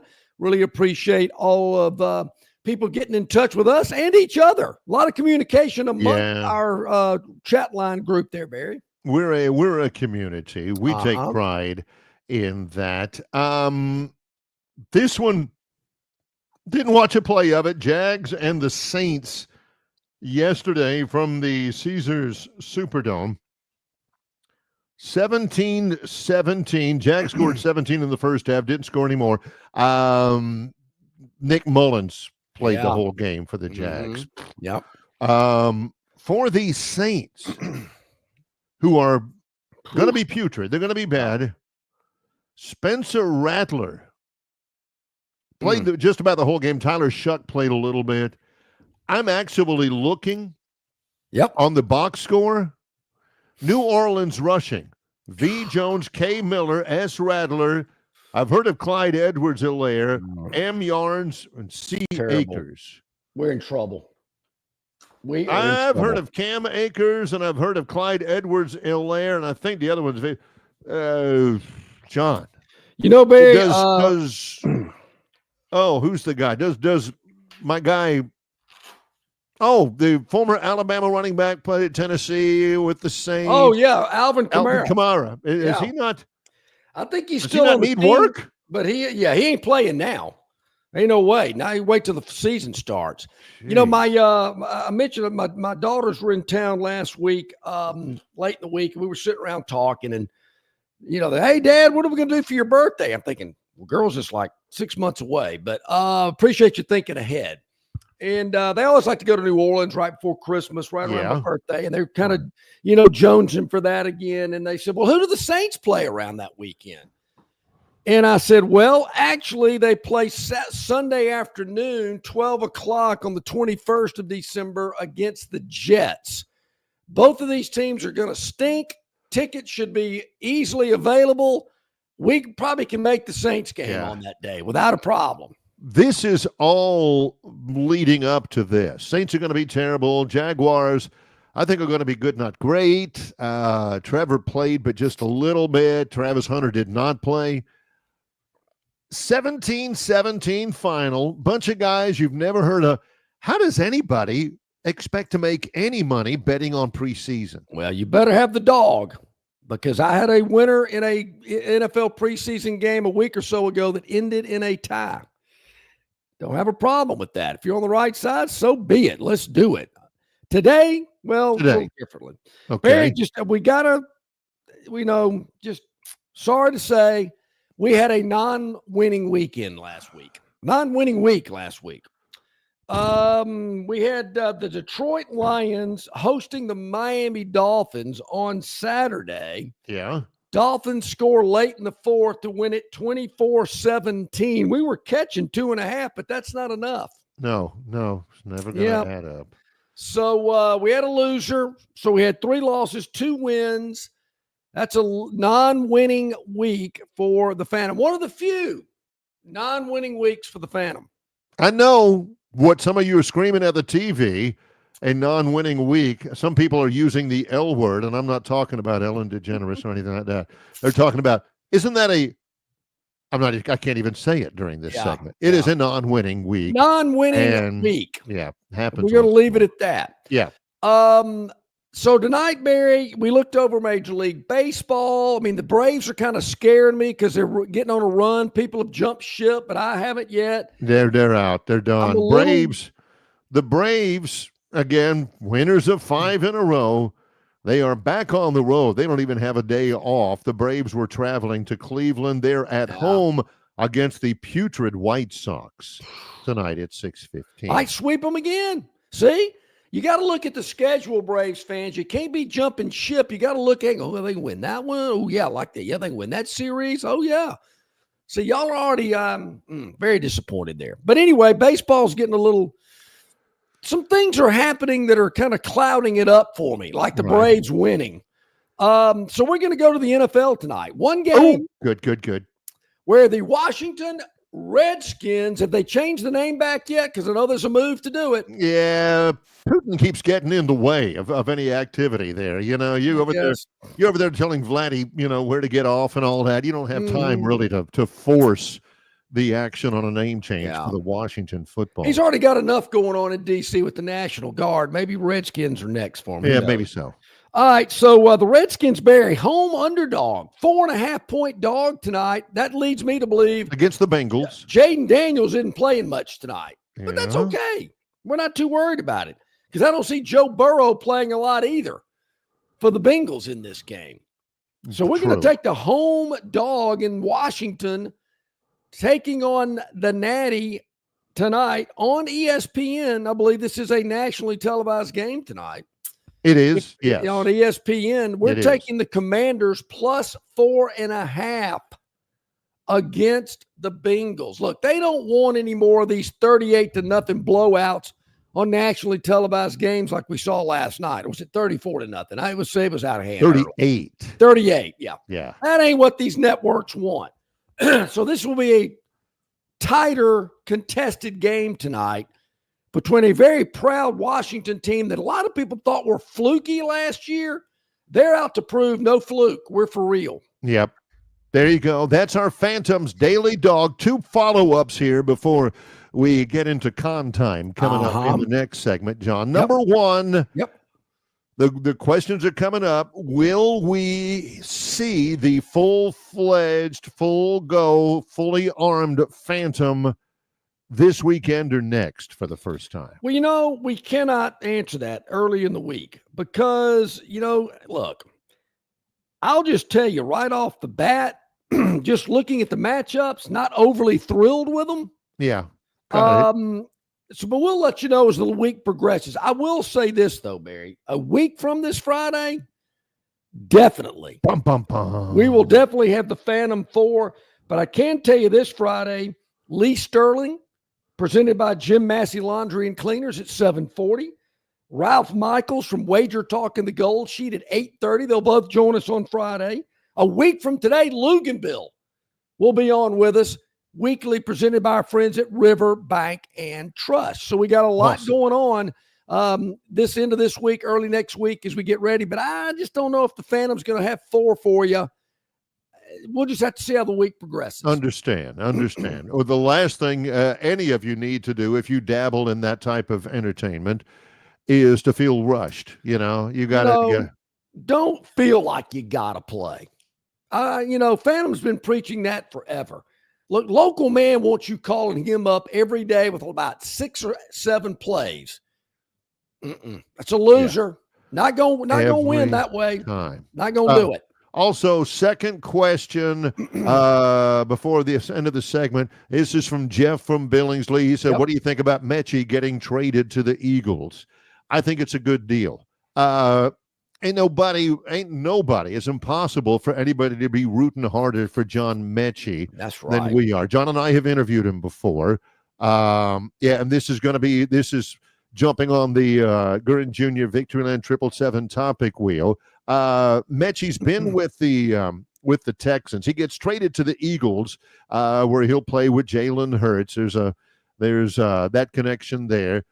Mechie was a 2nd-round pick coming out of Alabama. Great kid, and of course his career got derailed because of the leukemia diagnosis. He missed all of 2022.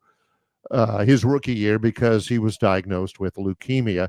He has recovered, praise the Lord, and he over the last 2 years he's played, but he hasn't really looked like the John Mechie that you saw when he was at Alabama. He's a quality receiver. He's been in the NFL for the last 2 years, but he has not been himself, that we know. So maybe hopefully with the Eagles, familiarity with Hurts and everything, his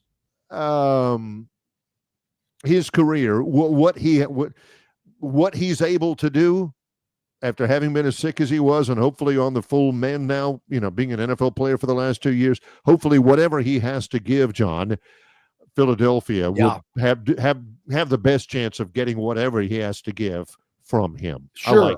Heck yeah. No doubt about it. And Barry, it looks like Jeff from Billingsley's mailman played college and professional football. I don't know that what Jeff has got against Tom Luganville. Jeff from Billingsley, noted football expert himself. He says, Luganbarner? Wow. Jeff is under the impression that Tom Luganville is an absolute blatant and full-on lover of the Auburn Tigers. And he says, my postman knows more about football than Luganbarner. Your postman? Huh. Do they still call him postman, or is it a mailman? Huh. Do they have mail service out there with Jeff? Kidding. I wonder about that as well. Jeff, I got to tell you, Luganville knows a ton about football. He does. A ton. So, Jeff, to get you a letter, you have to put like Route 74, County Road? Yeah. Billingsley, RFD. I mean. All right. When we get back, our man Robert Kahn from Phoenix Physical Therapy is going to join us. We're going to talk a little bit about injuries in terms of shoulders. There was one in Tuscaloosa on Saturday. He's going to help us learn a little bit more about that and what it takes to rehab an injury of that type. Robert Kahn, Phoenix Physical Therapy, joined us after this quick timeout. Longshore and McKnight in association with Yellowhammer News, presented by Bud Light. At Dixie Overhead Door, we specialize in top-quality garage door solutions for homes across Alabama and Georgia. In need of a garage door repair or a brand new garage door installation, our expert team delivers fast, reliable service with local expertise that you can trust, providing customized solutions and exceptional care every step of the way. Visit us today at DixieOverheadDoor.com and experience the Dixie difference.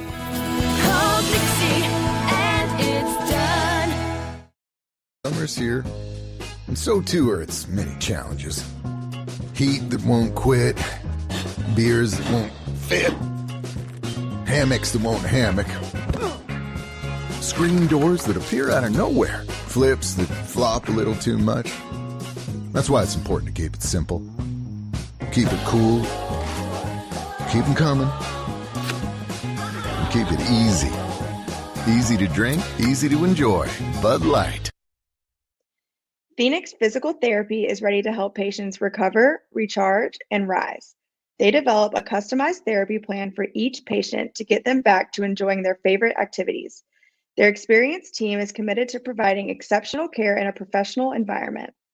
Whether you're looking to prevent or treat an injury, recover from a recent illness, or recuperate from surgery, schedule an appointment with our clinic and take advantage of our physical therapy, athletic training, workers' comp, and employer solutions service.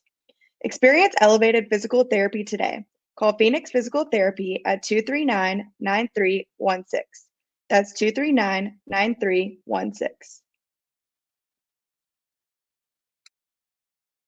All right, welcome back in, everybody. Glad you are with us here on this Monday, Longshore and McKnight.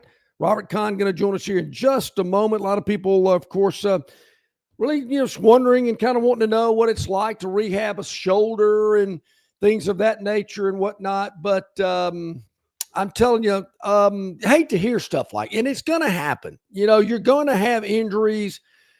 Football's a contact sport. I've seen a lot of these NFL games, Barry, unfortunately, and I'm not watching every minute of the game, but I've seen a lot of carts taking players off the field in just the preseason games. The injury to Jam Miller, senior running back, Tyler, Texas, for the Alabama Crimson Tide, is you have to be careful if you're Kalen DeBoer in the University of Alabama because of HIPAA rules. It was an upper body injury on Saturday's second scrimmage. The reports are that it is a shoulder separation, which is what we're interested in. I do know this. I've been on the sidelines at practices where I have seen shoulder separations.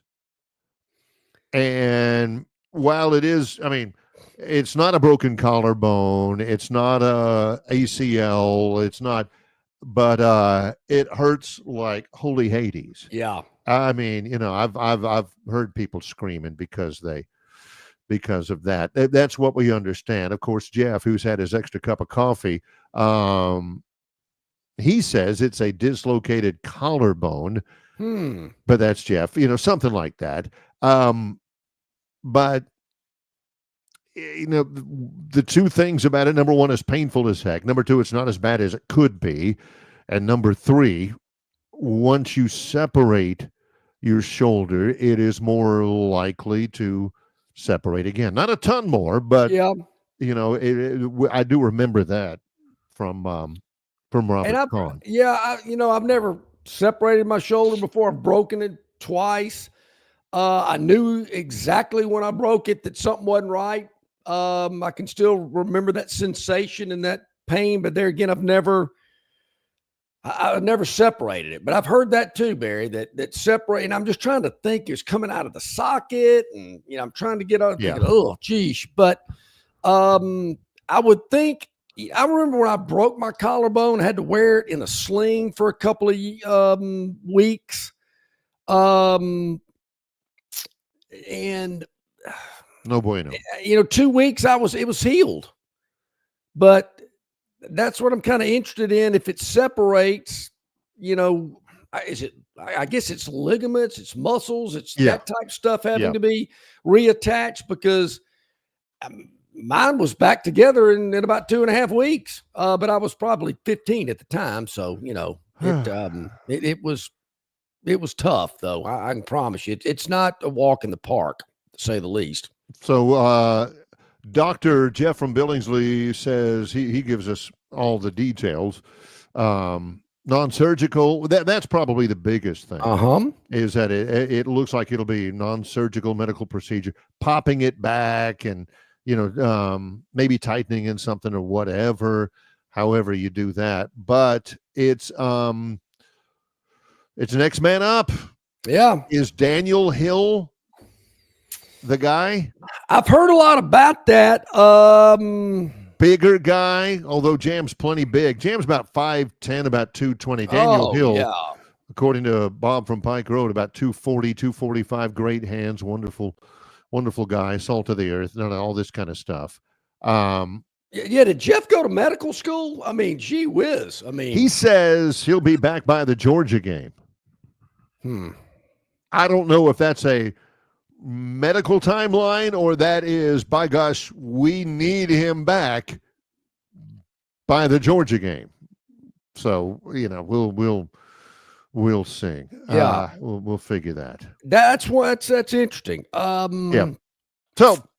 we are fast approaching getting Robert on with us here, getting his link sent to him. He's got it sent. We're just having a hard time getting him connected, but we're going to get get this taken care of as I'm multitasking. While we do that, we mentioned some of the other news out there. Michigan gets hit with a big financial deal because they don't want to penalize the players who were there who were not a part of any of that science challenge. It was blatant. It was sure. I mean, they did a very good job of organizing it. Connor Stallions, the guy who organized it all when he was on the Michigan staff and coordinated it all and got tickets for these guys and make sure your iPhone battery is fully charged because we want you to tape the whole game. And it wasn't, basically what it was they were stealing signs. They had guys with Michigan's future opponents that they would go to their games prior to the Michigan game, and they would video the team's opposing sidelines and see what the signs were and what the play was going to be run. And a lot of times there's dummy signs and there's, they don't run the play right anyway or whatever, but it's a huge advantage. And I mean, it was really, really intricate. I mean, they had to do a lot of stuff to get it done. But what they didn't do is they didn't do a really good job camouflaging it.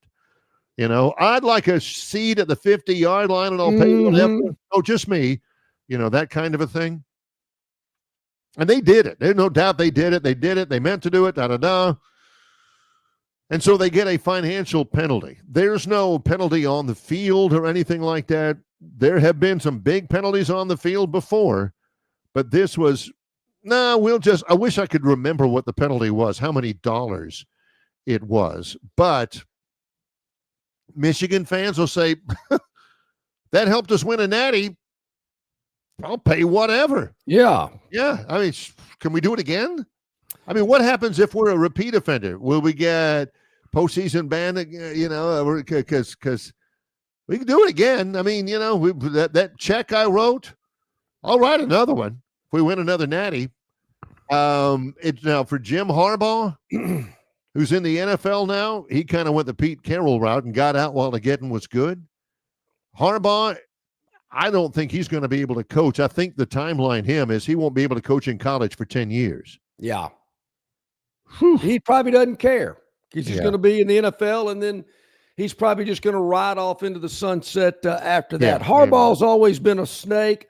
Never really liked him. He can coach football. I'll give him that. Maybe He's he a can coach 'cause survivor. I will tell you yeah, that. maybe he can coach because he can cheat, but I don't care if he ever comes back to college Well, again. it's a smarmy business. I mean, it kind of gives you. Let's class the joint up a little bit, John. What do you We say? got to. I'm tired of talking about Jim Harbaugh, but I do want to know about Jam Miller and our man Robert Kahn from Phoenix Physical Therapy joining us a little early this year because I like it. Robert, I mean, I'm sure you were getting them too. I mean, my phone is blowing up. I mean, Saturday night, Sunday morning, the wife's going, what's going on? Your phone's going crazy. Of course, the Jam Miller news is breaking. What can you tell us about it, my man? How you doing? I'm good. Good to see you guys. Glad to join you a couple of weeks early this year. It's been a while, so good to be back. I think, we say it every year. This is about year 17 or so we've done this. Yep. But yeah, I was actually up in Tuscaloosa moving in the youngster this weekend. Yeah. It was the talk of the town for sure. What is let's just go with the innuendos and stuff. What if it is a separated shoulder? Yeah, it's funny. Nowadays, the injuries come across as lower body injury, upper body injury. They give zero detail whatsoever with this going on. And the reason why is one, they just, it's protected health information Correct. that they don't want to get out for sure. But, you want to keep people wondering, the opponents wondering about what's going on. When will he be back? How will he be back? And, then you start reading message boards, clavicle fracture, and then that got, debunked really, really quickly. They start talking about shoulder separation, and then you start reading into clavicle separation, right? And we've talked on the show many, many times about, shoulder injuries. And this is one we rarely talk about because it is a rare type injury. If it was an acromioclavicular joint sprain, an AC sprain that we hear about all the time, right? That's the joint between the clavicle and the acromion on the outside. So you've also got a joint called a sternoclavicular joint that is on the other side of the clavicle and it connects the clavicle to the sternum. So that's kind of the anatomy behind it. Both are connected by a group of ligaments. The AC sprain we see all the time, right? That's a direct blow to the shoulder. You can have a grade 1 to a grade 4 AC sprain, depending on what the ligaments do. They give no detail about that. This is what happened. I'm assuming, and you know what we do when we assume, but it seems as if they're probably talking about a sternoclavicular joint separation, which is the joint between the sternum and the clavicle. So, Robert, I was just, given some personal experiences, and please correct me if I'm wrong. I have never had a shoulder separation or any of that type of stuff. I did break my shoulder twice, put myself or the doctor put me in a sling for a couple of 3 weeks, and the bone healed. To me, is a break easier to heal? Can you get back faster than a separation? Yeah, these days, when the news starts coming along, if you're an Alabama fan, you were probably hoping for a clavicle fracture. These days, when they have a clavicle fracture, a plate and screws is an easy surgical procedure that they do. And quite frankly, we're seeing return to activity very, very quickly from these days, a matter of a couple of weeks, 2 to 4 weeks. Sometimes they'll be a little bit more cautious depending on what game you're playing. But, when I got the news, I was like, man, I hope it's a clavicle fracture. I hope they put a plate and screws in it tonight. And look, they probably would have held him out to SEC play anyway. But once you've got a plate and screws in there, that's not going anywhere. You're good. You're solid. When you talk about ligaments and joint separation, if he had let's say a posterior separation of the sternoclavicular joint, from what I read, there was a non-surgical procedure done, but they did have a manual procedure, which means they probably reduced the dislocation. So the joint separated, probably stayed out, and they had to reduce it to get it back in place. At that point, the treatment is non-surgical. It's immobilization, let the joint tighten back up, anti-inflammatories for swelling, pain, and a little bit of physical therapy to maintain range of motion and just kind of keep the shoulder in shape. Now, I'm not. This is not Robert Kahn conjecturing on what happened or anything. This is just a general sense, relying upon his experience in dealing with shoulder separations, and this is strictly from a football sense.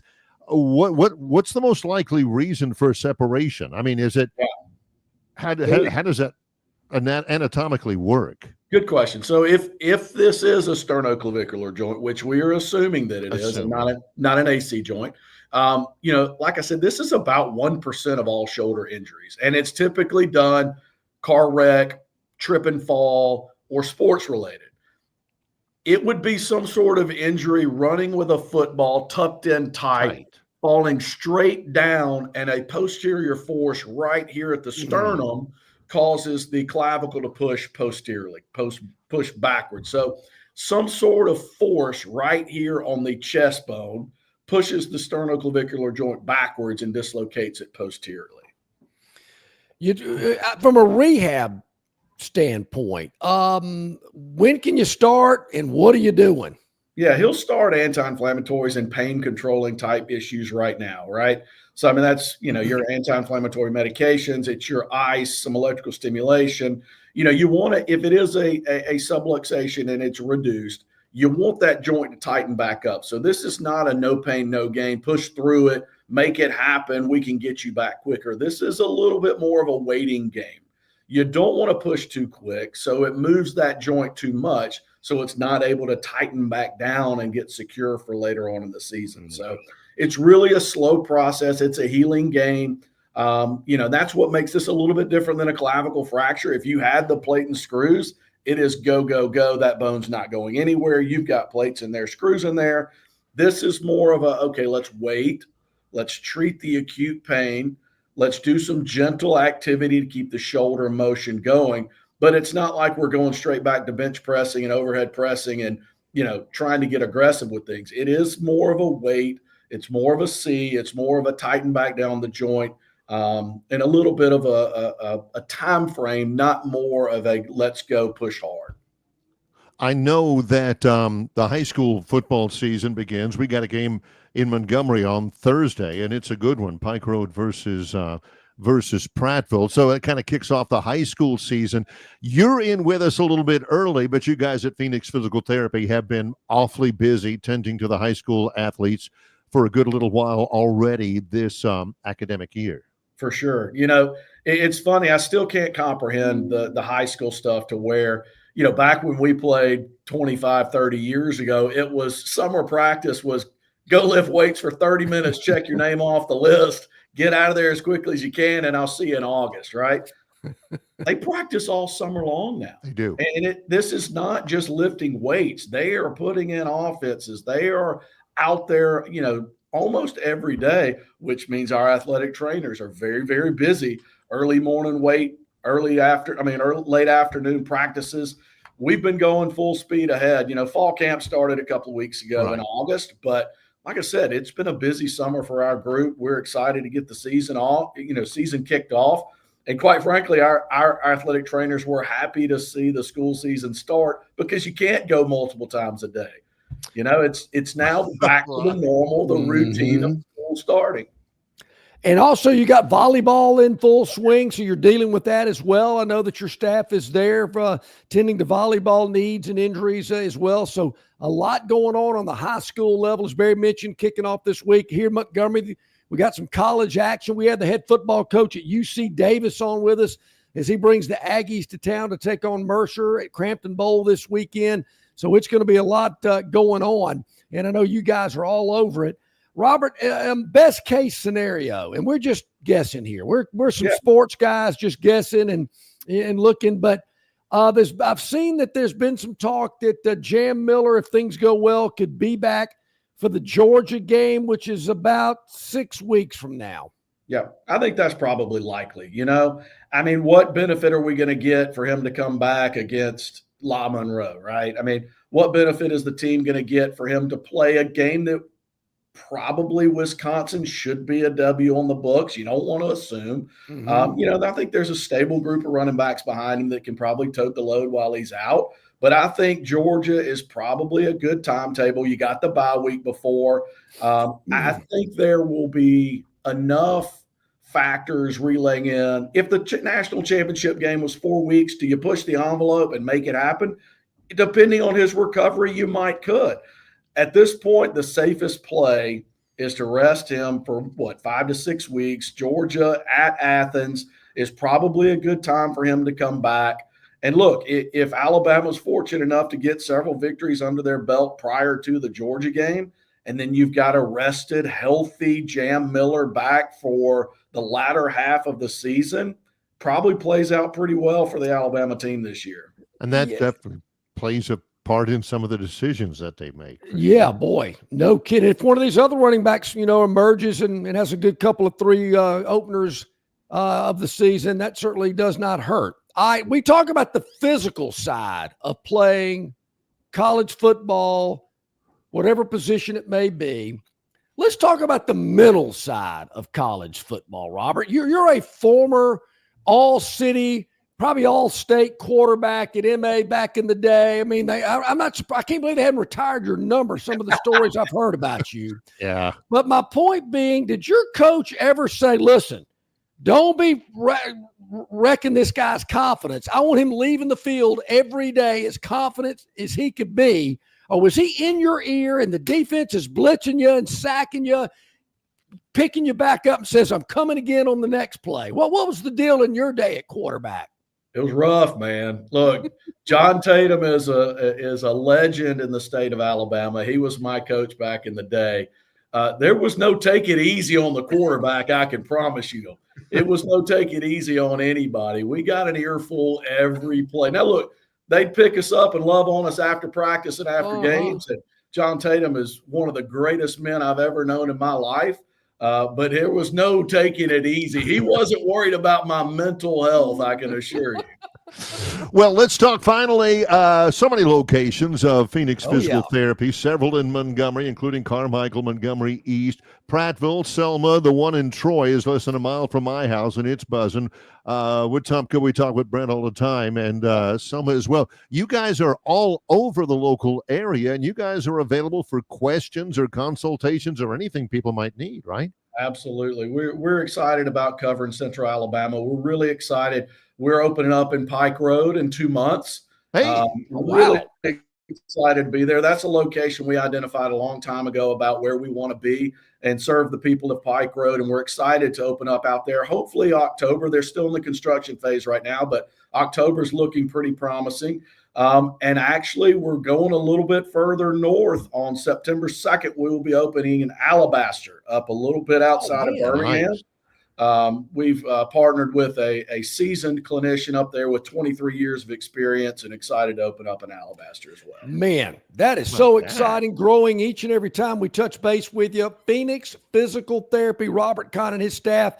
I'm telling you, they're the best. Whether you're a high school athlete, college, weekend warrior like we are, they can help you get back in the game. Robert, thanks so much for hopping on with us a little early, but under the circumstances, our viewers and listeners had to hear from you to get your thoughts about that injury. We'll get back with you next week during our normal day and time on Wednesday. We look forward to it. Sounds good, guys. I appreciate it, Barry. I'm about to hop in the car and head your way down to Troy here in a second. So I'll be spending the morning in Troy, Alabama, and I'll in your neck of the woods. I'll look for you. Appreciate the time. Thanks a bunch. Great stuff. Robert Kahn, Phoenix Physical Therapy, been a longtime partner of our show and broadcast. And I'm telling you, Barry, they're the best. They've worked on me and they've worked on a lot of my family members, and I wouldn't trust anybody else. Yep. Go check them out if you have any questions at all. And again, news, PhoenixPhysicalTherapy.com. When we come back, an abbreviated Gurn Jr. Victoryland 777 topic wheel. We may get a couple. We can breeze through it. I'm confident. Yeah. All guests of Longshore McKnight appear on the City of Montgomery guest hotline. Check out the most interesting and informed personalities in sports covering Auburn, Alabama, Troy, ASU, and all the major teams from across the country. John and Barry have the best guests brought to you by the City of Montgomery. To find out everything you need to know that is going on in the capital city, check out montgomeryal.gov.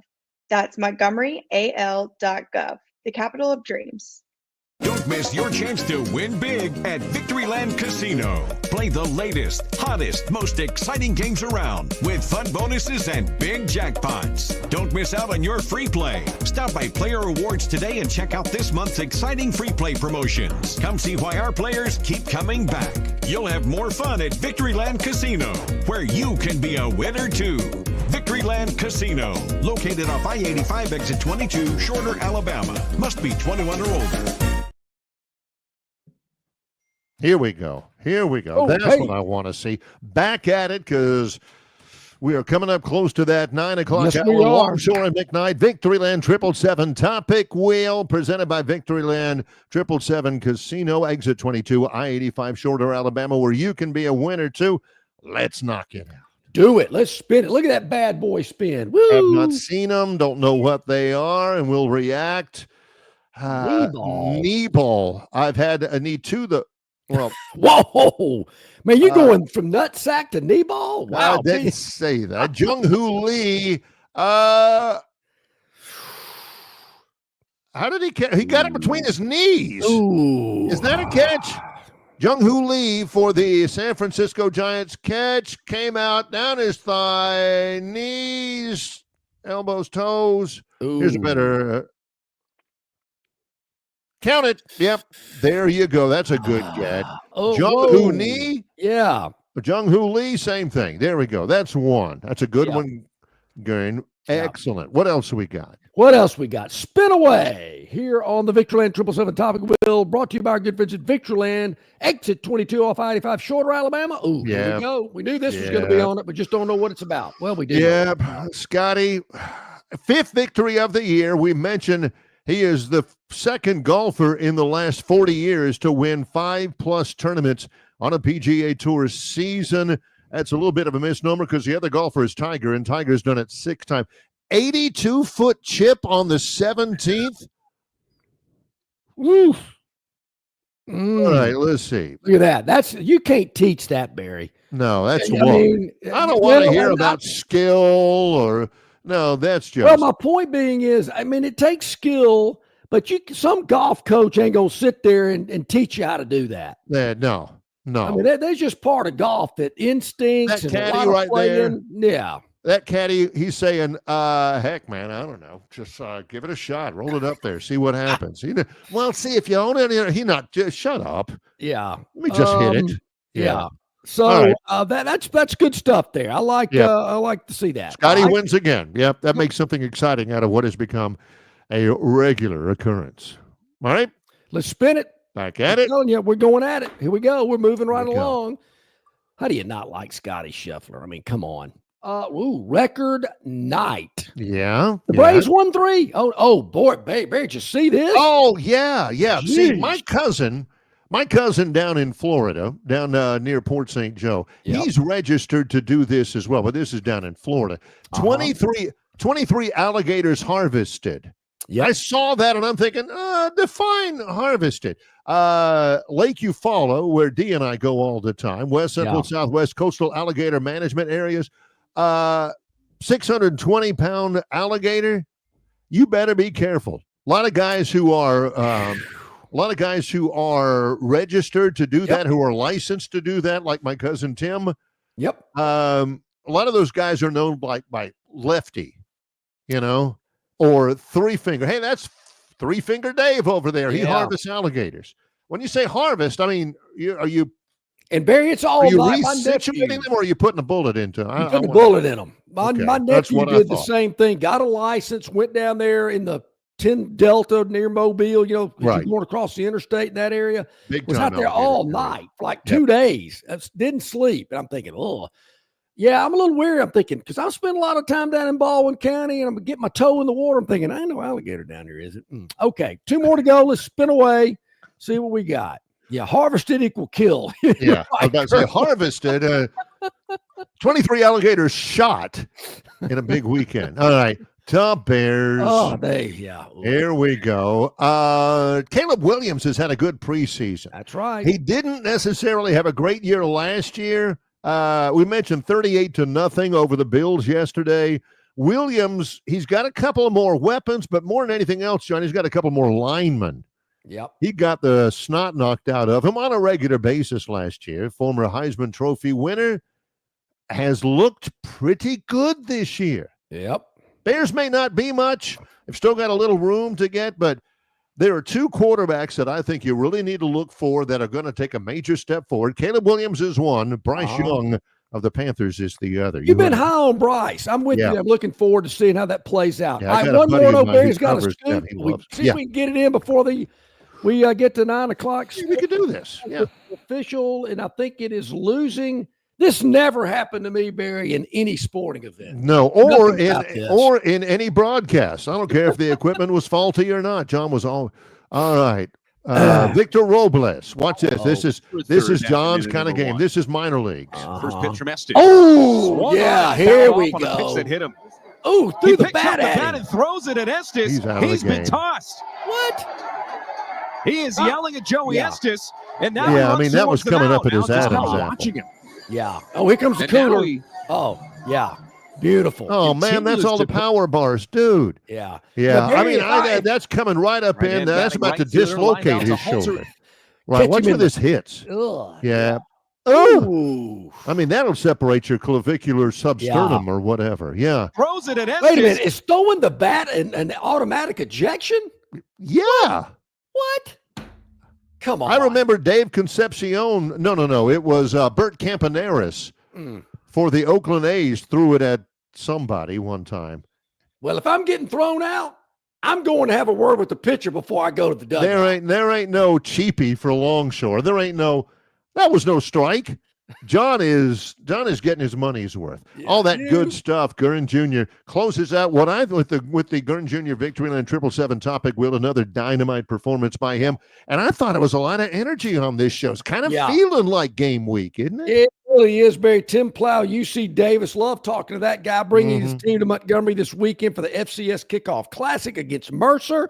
And our man Robert Kahn from Phoenix Physical Therapy getting us a little knowledge on shoulder injuries. There was a big one in Tuscaloosa Saturday. Yeah, we kind of talked a little bit about it with Robert today. Tomorrow, we got Brian Matthews, auburnsports.com. We got Travis Ryer on YouTube talking Tide. Our tour around the SEC will continue as well throughout the remainder of this week. It's getting busy. that all scheduled. So, folks, we got a lot going on. He's John Longshore. I'm Barry McKnight. For our producer, Gurn Jr., it's Longshore and McKnight in association with Yellowhammer News, presented by Bud Light.